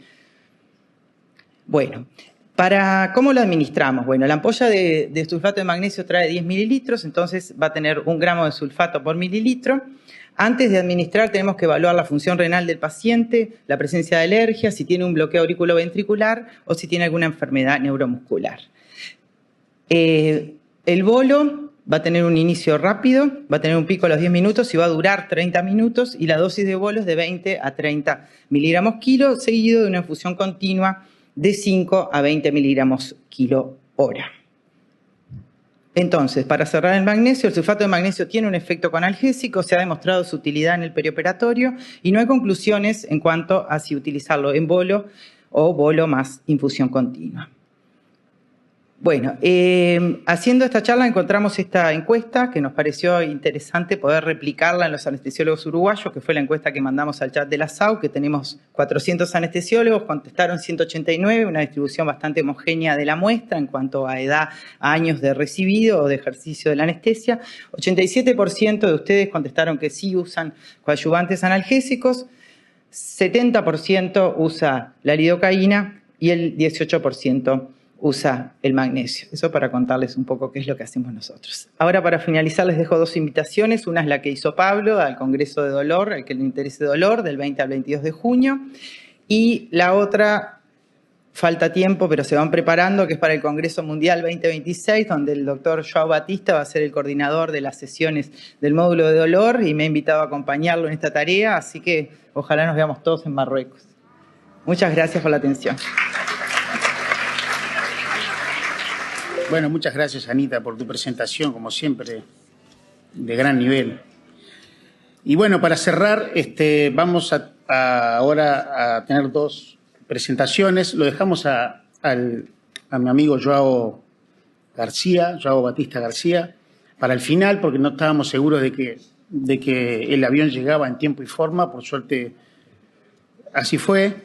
Y bueno, él es un amigo, yo lo conozco ya hace unos cuantos años, que vive en Brasil, es profesor titular de Anestesiología, Dolor y Cuidados Paliativos de la Universidad Federal de Maranhão, Brasil, y es el jefe del Servicio de Dolor y Cuidados Paliativos del Hospital de Cáncer de Maranhão. Es miembro de la directiva ejecutiva de FEDELAT, que es ahí donde tuve el gusto de conocerlo, y es miembro, como ya ven, del Comité de Dolor de la World Federation de Association of Anesthesiologists. Él nos va a hablar de vamos a dejarlas juntas porque tiene dos presentaciones. Una es sobre opioides y perioperatorio. La pregunta es, ¿debemos evitarlos? Y la segunda, ya la hacemos toda corrida, es ketamina y dexmedetomidina. ¿Por qué usarlos en el perioperatorio? Joao. Gracias, Pablo.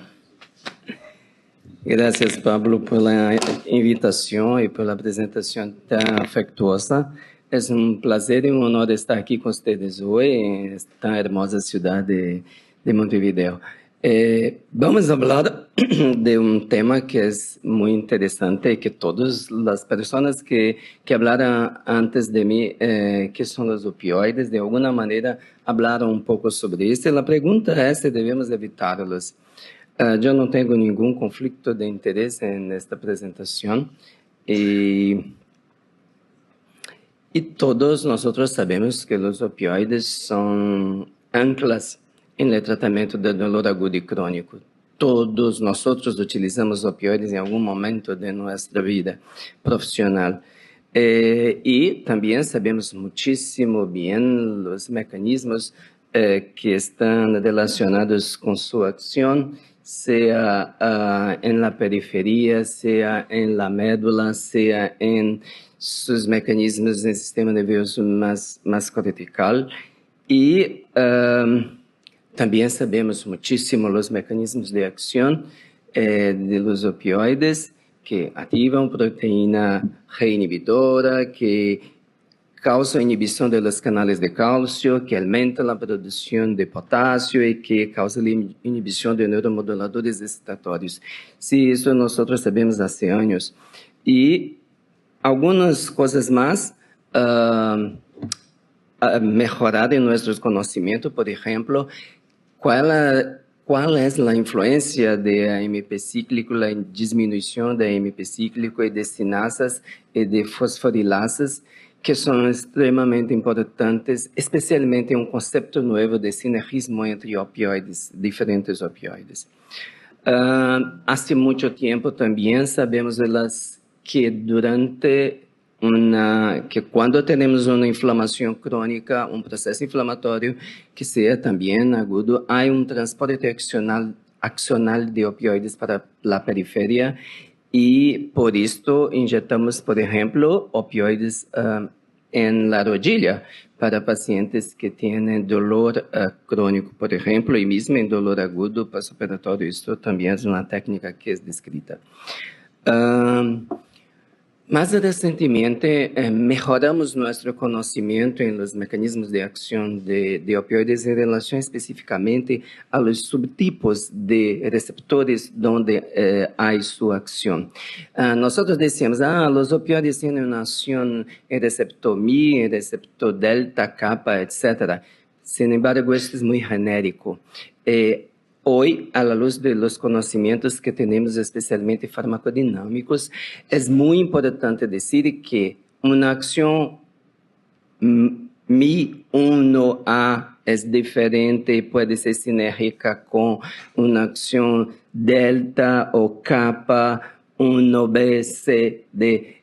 Así, por ejemplo, este conocimiento especialmente sobre que está junto con el conocimiento de la acción de AMP cíclico y sinasas, es un sustrato para comprender interacciones positivas entre opioides diferentes. No sé si ustedes miran esto en su práctica clínica. Esto no es para iniciantes, pero especialistas muchas veces utilizan opioides conjuntamente. Esto es una excepción, pero esto está envasado en esos conocimientos más recientes.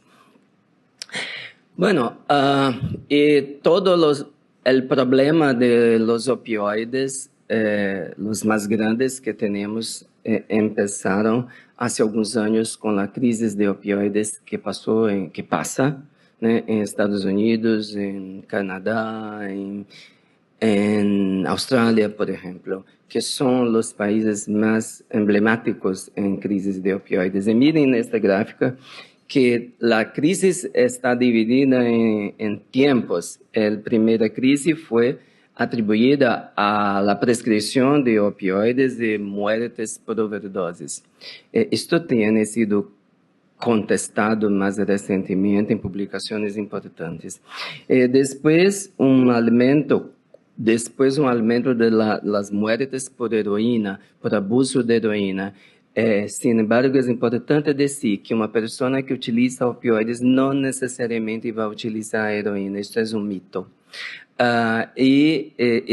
Esto pasó porque los americanos tuvieron atitudes muy fuertes en disminuir las prescripciones inadecuadas de opioides. Y más recientemente, la tercera ola es exactamente de las muertes por opioides sintéticos. Esto es devastador. Los americanos están muriendo muchísimo por esto, porque usan especialmente fentanil y fentanil de mercado ilícito. No es fentanil que tenemos naturalmente para comercializar. Es diferente. Entonces, esta foto es de un paciente que llegó para mí en mi hospital y sacó de su bolso todo esto que era su colección privada de opioides que utilizaba. Iba en todos los emergencias y tenía todo esto y estaba muy ansioso para parar de utilizar opioides de esta manera. Yo digo todo esto porque esta crisis de opioides que pasó en Estados Unidos no es reproducible en todos los lugares del mundo. Creo que aquí no es reproducible, porque hay cosas muy particulares del país que necesitan ser pensadas, como, por ejemplo, los seguros de salud, la manera como la industria ha trabajado opioides allá, la cultura de dolor cero siempre y muchas otras particularidades que hicieron esto todo. Y una particularidad es esta, que está ahí, que es completamente diferente de nosotros. De Brasil, por ejemplo, creo que aquí también en muchos países, que son las cantidades de pastillas que los pacientes reciben para su casa después de una cirugía. Por ejemplo, para partos, para nacimientos vaginales, para cesarianas, para histerectomía, para laparoscopia, miren que reciben hasta 30 pastillas para su casa. ¿Y esto?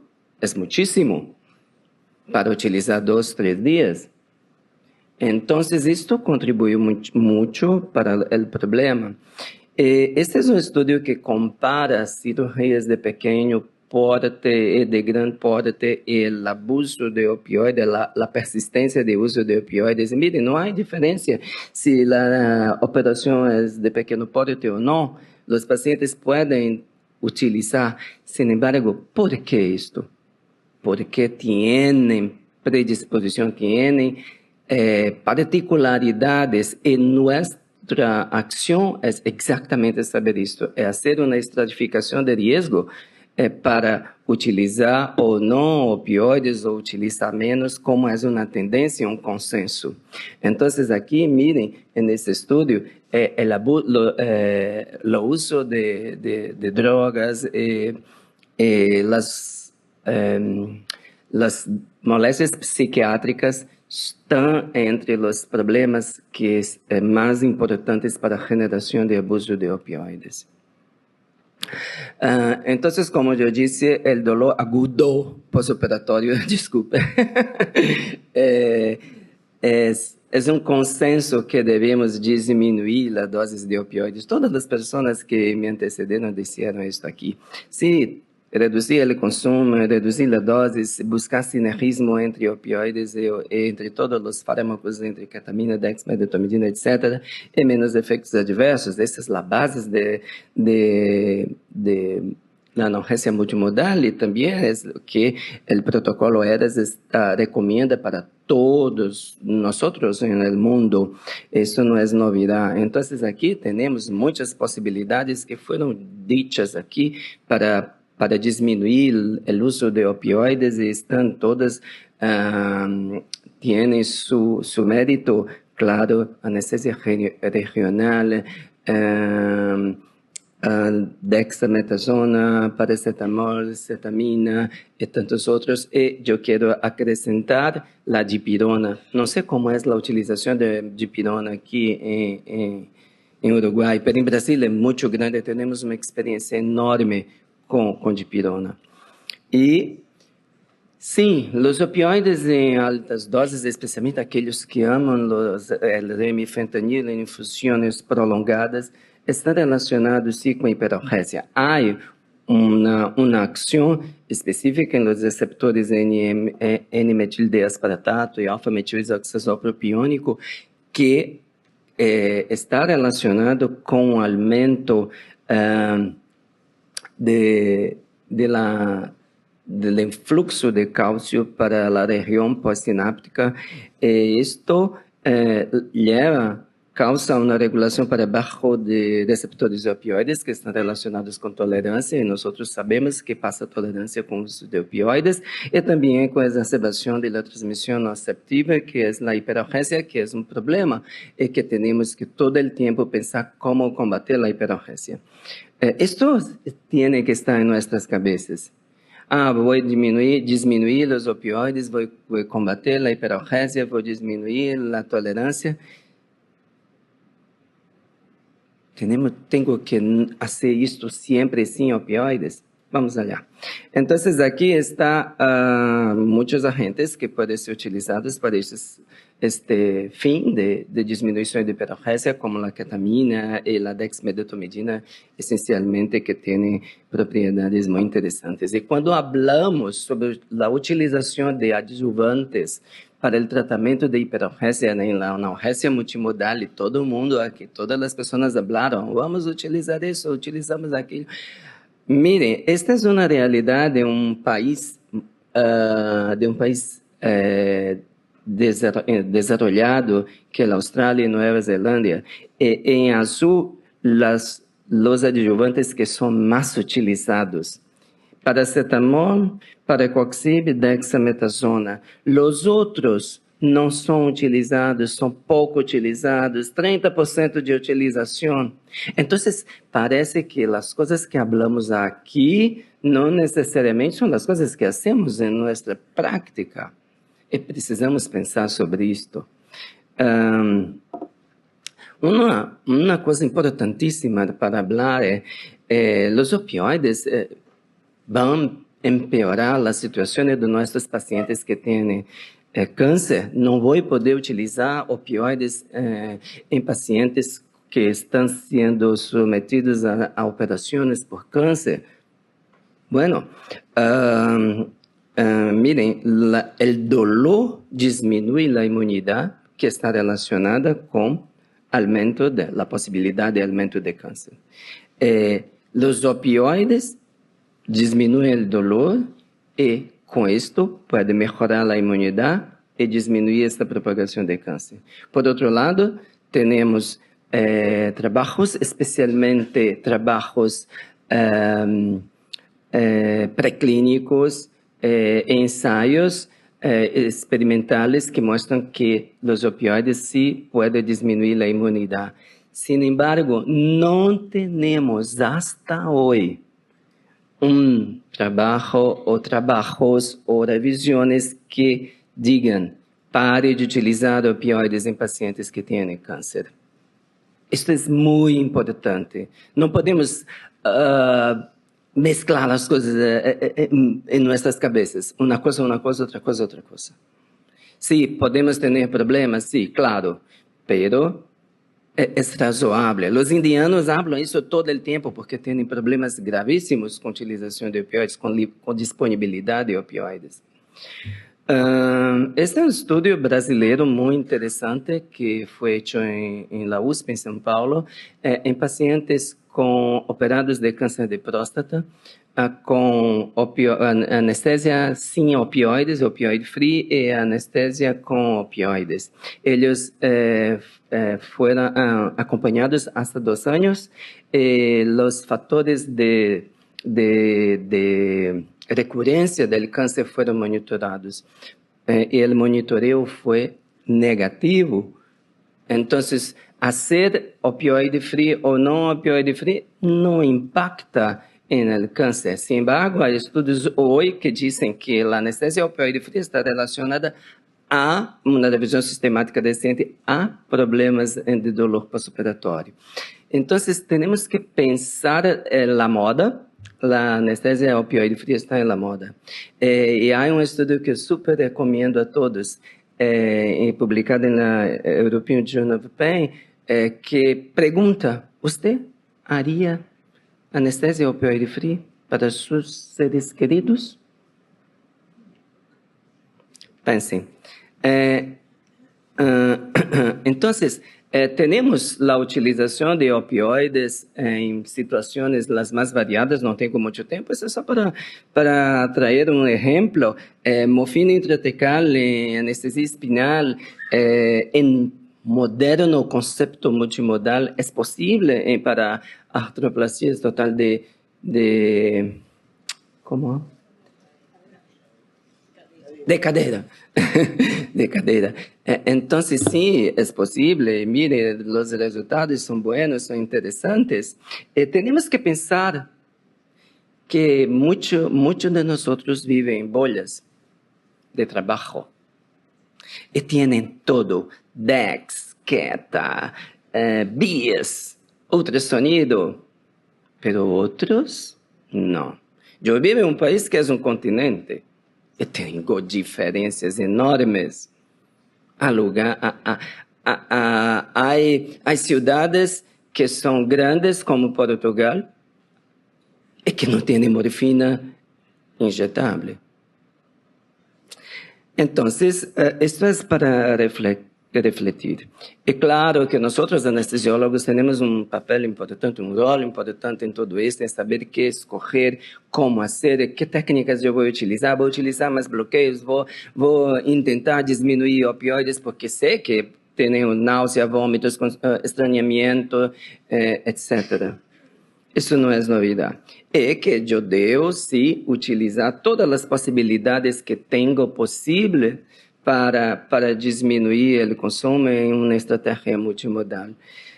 Sin embargo, la individualización de los pacientes es fundamental. Aquí es una comparación de intensidad de dolor de algunas operaciones ortopédicas. Y miren que las artroscopías de hombros son muchísimo dolorosas. Y que si usted está en un sitio donde no hay cómo hacer un bloqueo tan bueno, cual, wow, este paciente va a tener mucho dolor. ¿Cómo hacerlo? Entonces, es eso que tenemos que tener en nuestras cabezas. Y yo quiero terminar diciendo para ustedes, si tenemos mismo que demonizar los opioides, no voy a utilizar jamás opioides.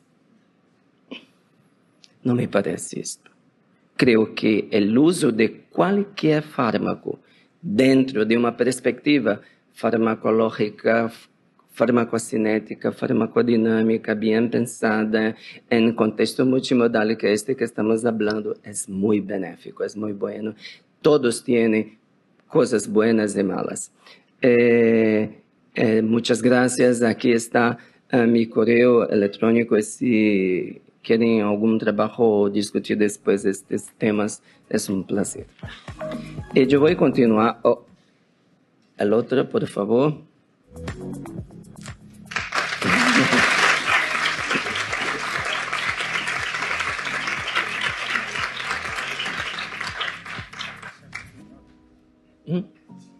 La próxima. Hay otra.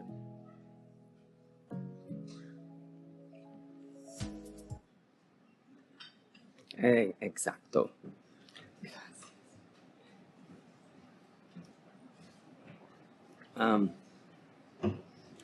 Este es un tema muy interesante porque esto hace parte de mi práctica diaria.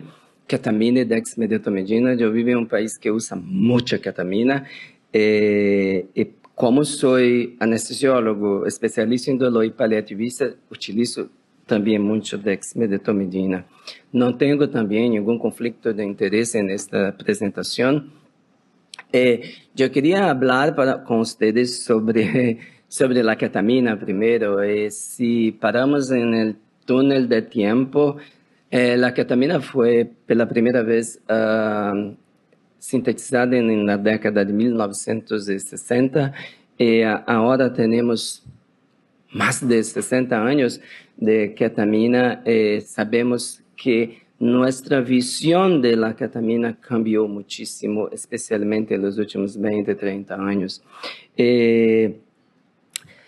Yo no sé cómo es aquí, pero hay una gran diferencia de que nosotros utilizamos en Brasil y en muchas partes del mundo porque utilizamos dextroketamina.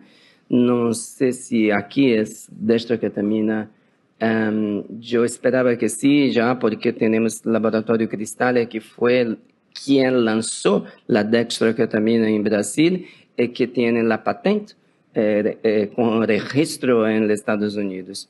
Bueno, ¿tienes noción de esta diferencia? Yo voy a decir para ustedes. Entonces, la ketamina entonces, que ustedes utilizan es racémica, es una mezcla de isómeros, de enantiómeros dextrorotatorios y levorotatorios. O sea, hay una quiralidad porque los enantiómeros se superponen como humanos. Y la propiedad de desvío de la luz polarizada para derecha o izquierda es quien da esta posibilidad de ser destro rotatorio o levo-rotatório. Y tenemos otra nomenclatura, otra nominación que es SOR. Entonces, SOR está relacionada con la configuración tridimensional de la molécula. Entonces, tenemos dos cosas. Yo utilizo en mi país S más ketamina. ¿Qué es esto?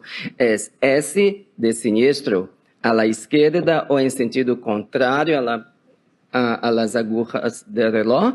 Esto es la configuración tridimensional de la molécula, del fármaco. Y positivo, dextrorotatorio, porque desvía la luz polarizada para la derecha.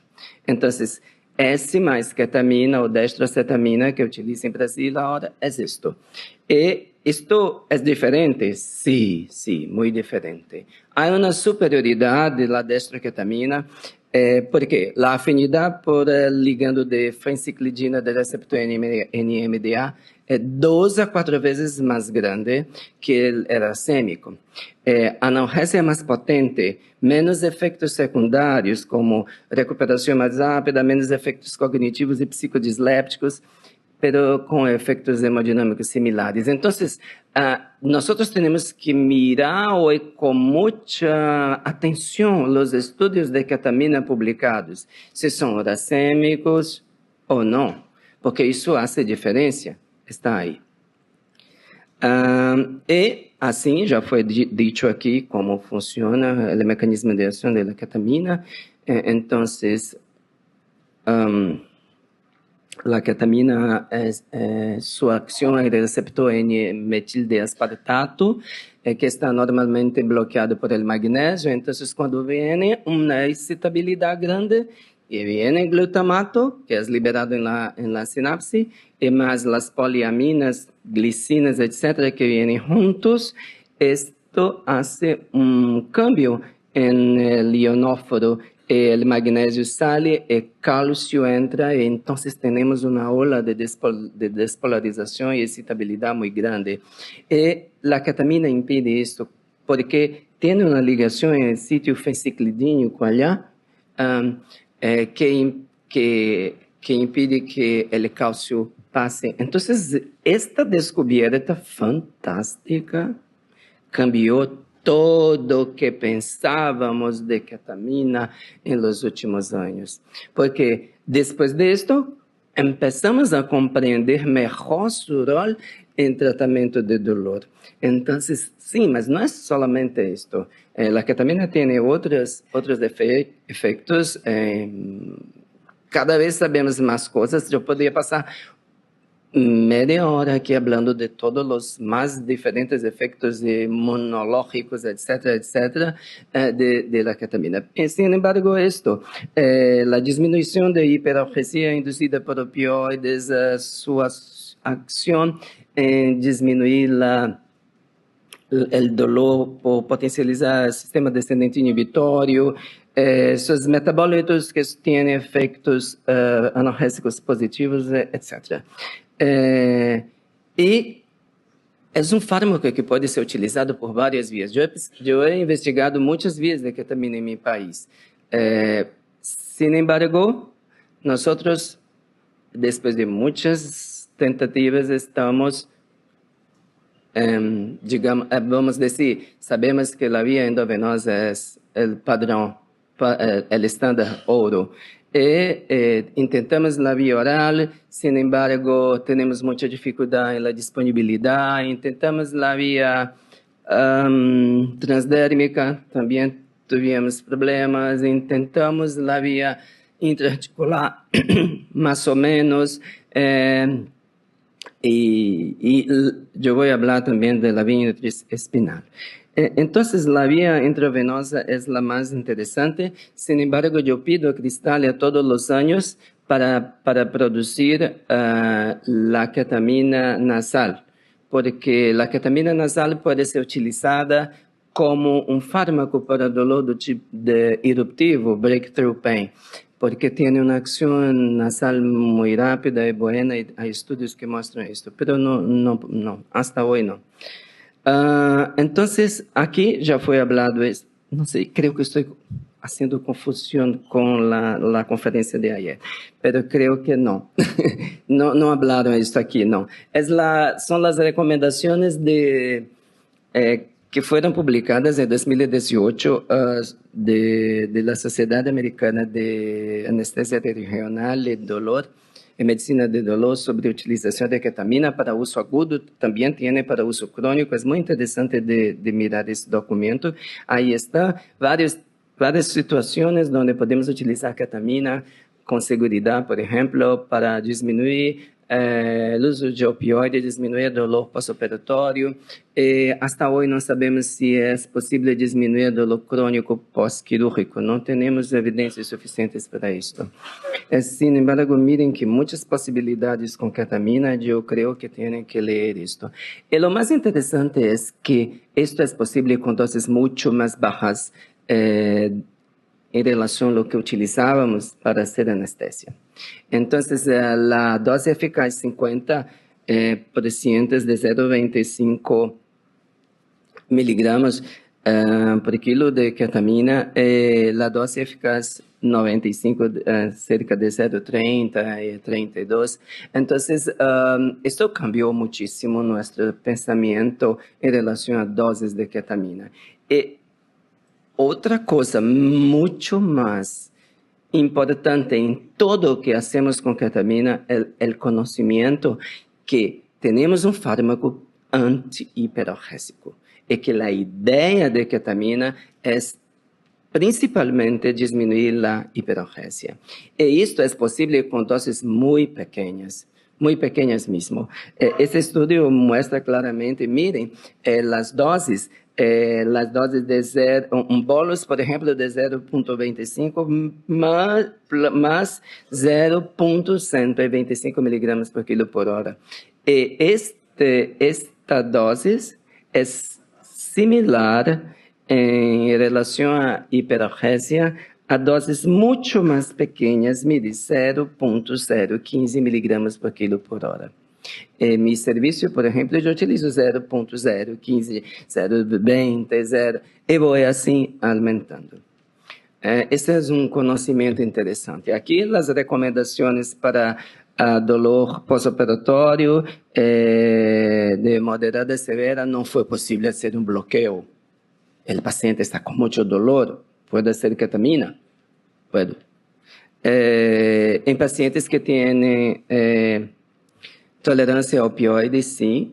En pacientes que tienen, por ejemplo, crisis de anemia falciforme, pacientes que tienen abuso de opioides, también podemos utilizar la ketamina. Todos nosotros sabemos también de que la ketamina intravenosa es muy interesante como analgésico para reducción de hiperalgesia en pacientes con quemaduras. Esto es una aplicación también muy interesante e importante en línea general. Aquí es un estudio de mi grupo que hicimos hace algunos años con la inyección de ketamina S+, miren, teóricamente sin preservativo, porque está en la ampolla diciendo que no hay preservativo. Y nosotros inyectamos en espacio subaracnoide en perros, en animales. Y miren que después de algunos días, ¿qué pasó con la médula de esos animales?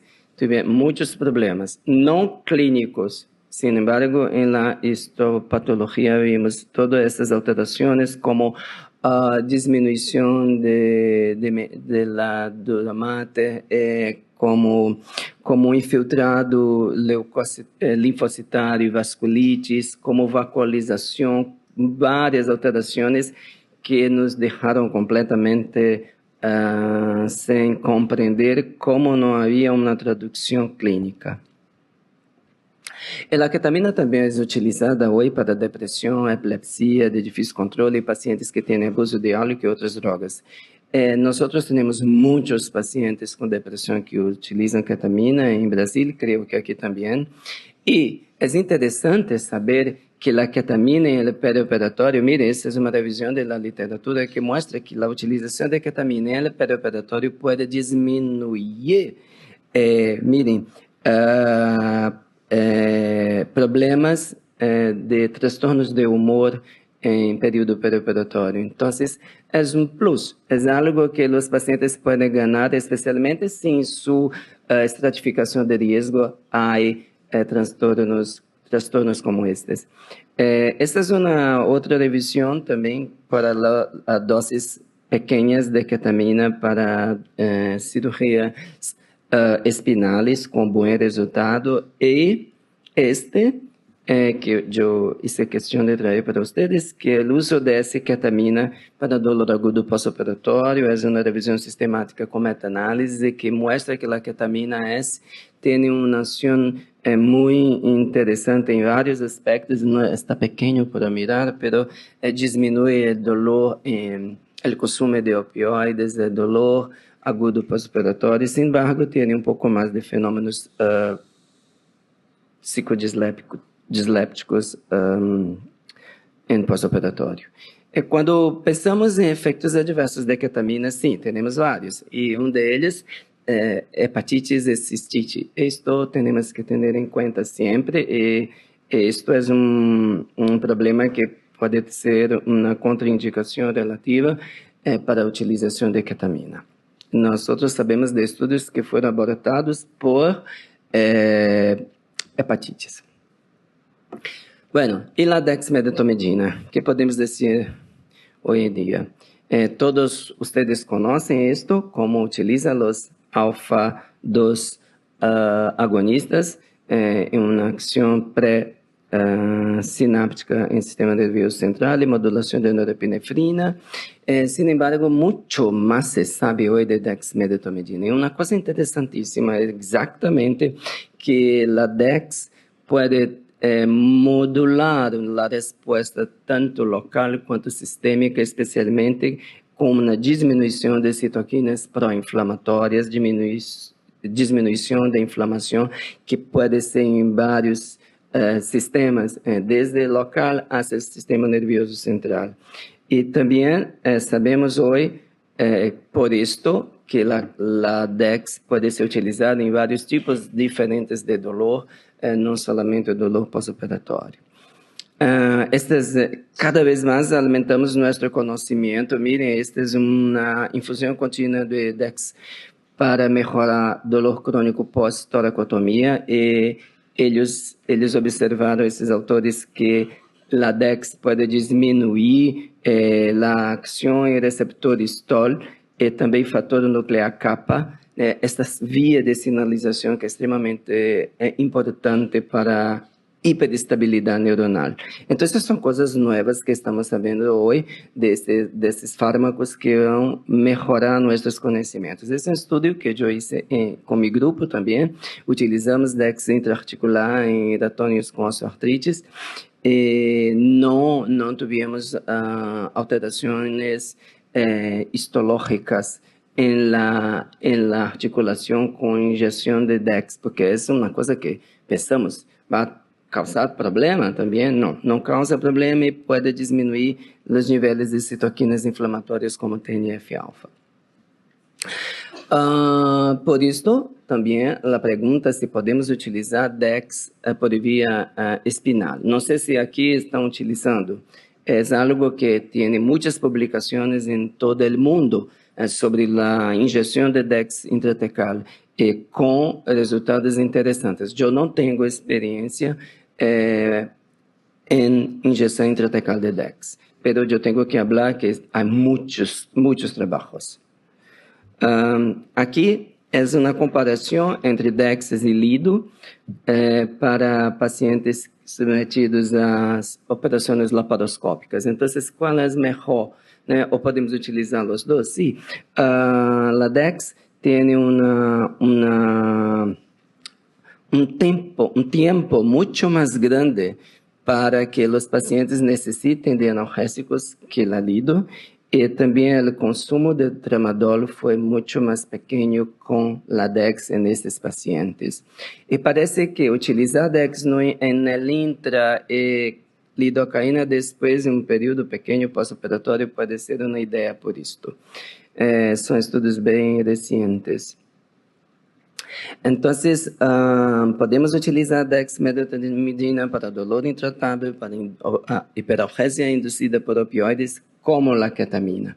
Então, isso é algo que podemos pôr em nossas cabeças. Eu utilizo muitíssimo DEX para hiperalgesia em pacientes internados em hospital de câncer, por exemplo, na enfermeria.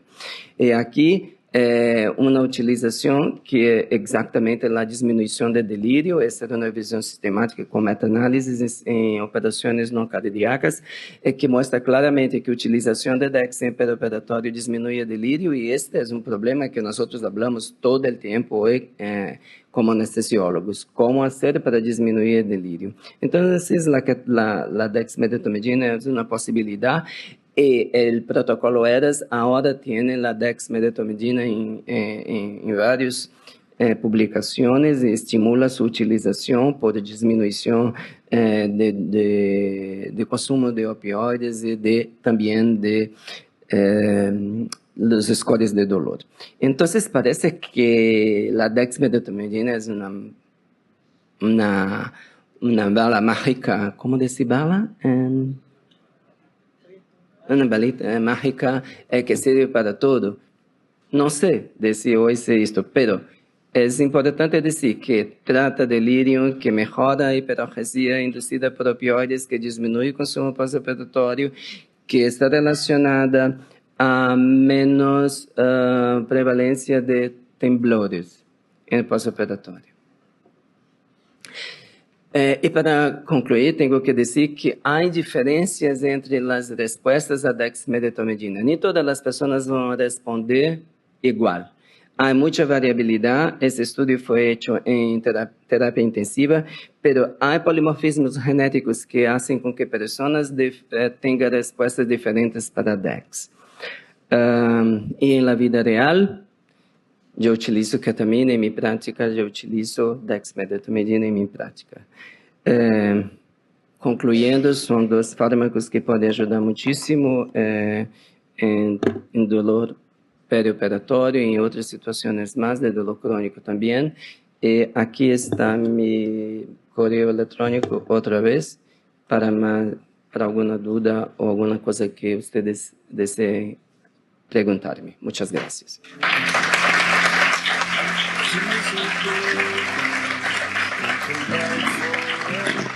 Bueno, muy bien. Muchas gracias, Joao, por tus presentaciones, las dos muy buenas, y por haberte hecho un tiempo en tu apretada agenda para venirnos a visitar acá a Uruguay. Ahora tenemos un ratito, unos minutos para preguntas. Preguntas para cualquiera de los doctores. La doctora Patricia Papa tiene.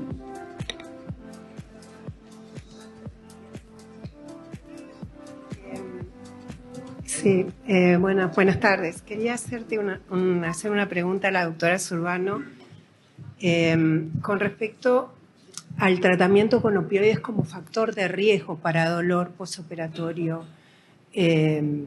crónico. ¿Así? Sí. Para dolor persistente postoperatorio. Se mencionó ahí el tratamiento con opioides, pacientes que estaban con opioides. ¿Hay una dosis? ¿Hay un tiempo? ¿O es pacientes que ya tienen un consumo problemático o lo que sea de opioides? Al menos eso entendí que mencionabas como factor de riesgo de persistir en el postoperatorio el uso de opioides.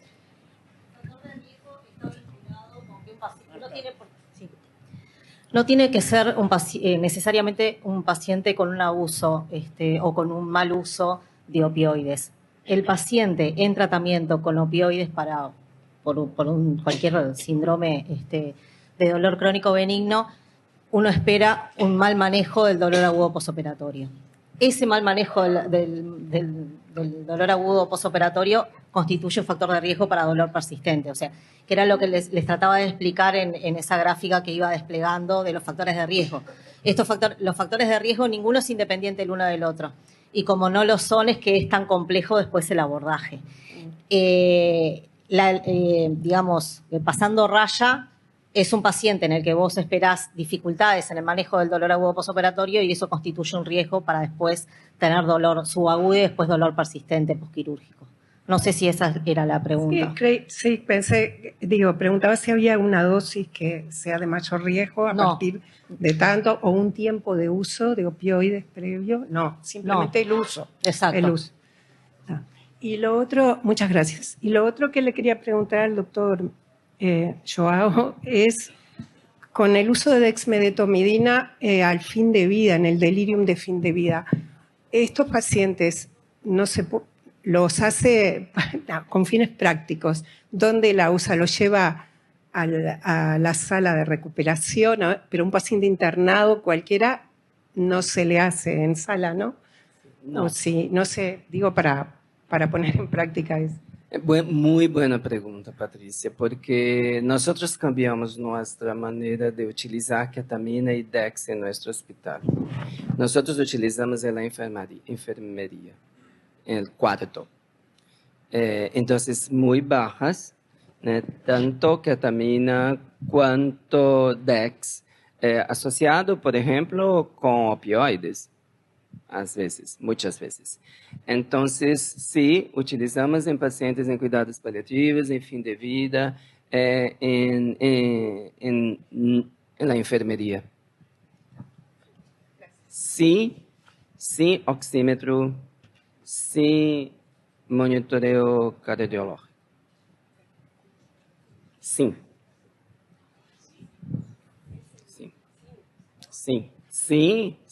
Isto.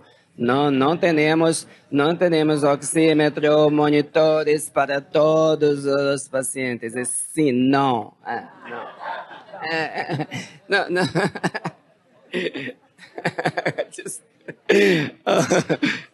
Estou com a cabeça. Não utilizamos monitores, não utilizamos oxímetro nesses pacientes. Bien, muchas gracias. ¿Algún más? ¿Alguna otra pregunta? ¿Qué tal? Un comentario y una pregunta. El comentario, que nunca escucho hablar del tema. Yo hace muchos años, cuando las primeras veces que iba a Estados Unidos, especialmente a Chicago y Boston, hospital pediátrico, lo que veía es que a todos los chicos, de forma generalizada, le daban como tratamiento postquirúrgico en supositorio paracetamol y codeína. O sea, todos los chicos le daban opioides, y yo no sé si eso no, y que no se habla, si no está relacionado con la crisis hoy por hoy de opioides, que por lo menos en Sudamérica eso no se utilizaba. Y la pregunta es, hace pocas semanas estuve con un muy amigo mío, que lo deben conocer, a Ingelmo, Pablo Ingelmo, que es investigador en dolor, y él nos comentaba que los AINE como que ya no los utilizaban más por el tema de justamente antiinflamatorio, que evitaba la cicatrización de heridas, y que lo estaban dejando usar por lo menos en Canadá. ¿Qué opinión al respecto?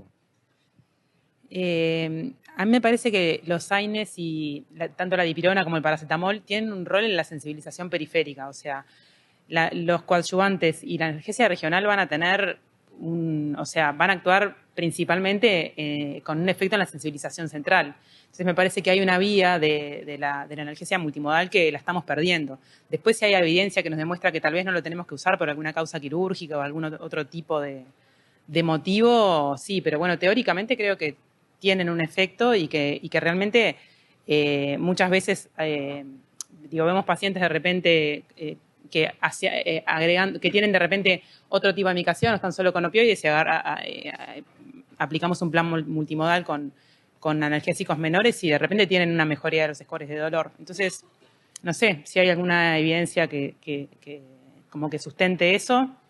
Me parece que es algo para plantearse, pero teóricamente creo que tienen su lugar. Así que no sé si hay algo algo más para decir de esto, no sé.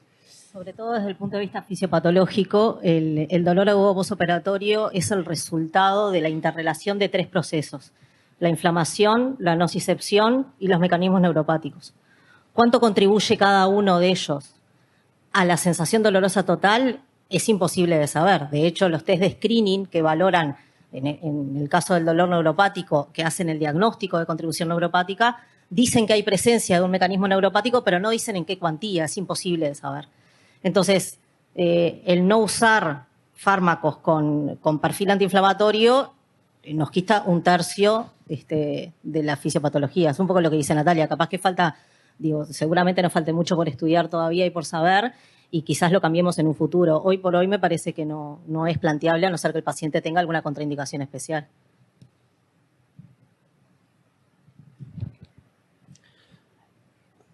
Bueno, yo tengo una pregunta acá que hizo la doctora Jessica Vega, que lo está viendo desde su casa y lo escribió en la plataforma, la voy a leer tal cual. Buenos días, tengo una consulta para Ana con respecto al uso de la lidocaína en cirugía abdominal mayor.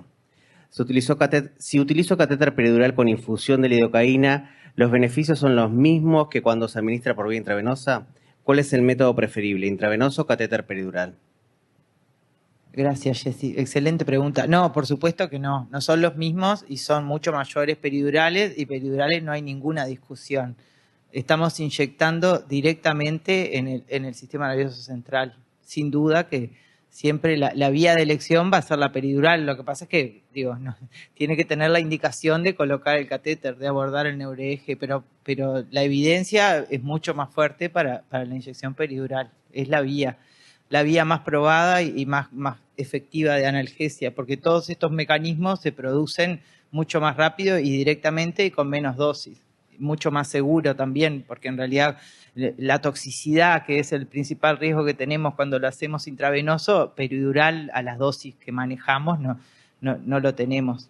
Sin duda que no, siempre peridural. Gracias. ¿Alguna otra pregunta? Bueno, entonces me resta agradecerles a ustedes que hayan estado presentes hoy y, por supuesto, a los colegas y amigos que hoy vinieron acá a ayudarnos. Bueno, que tengan buenas tardes.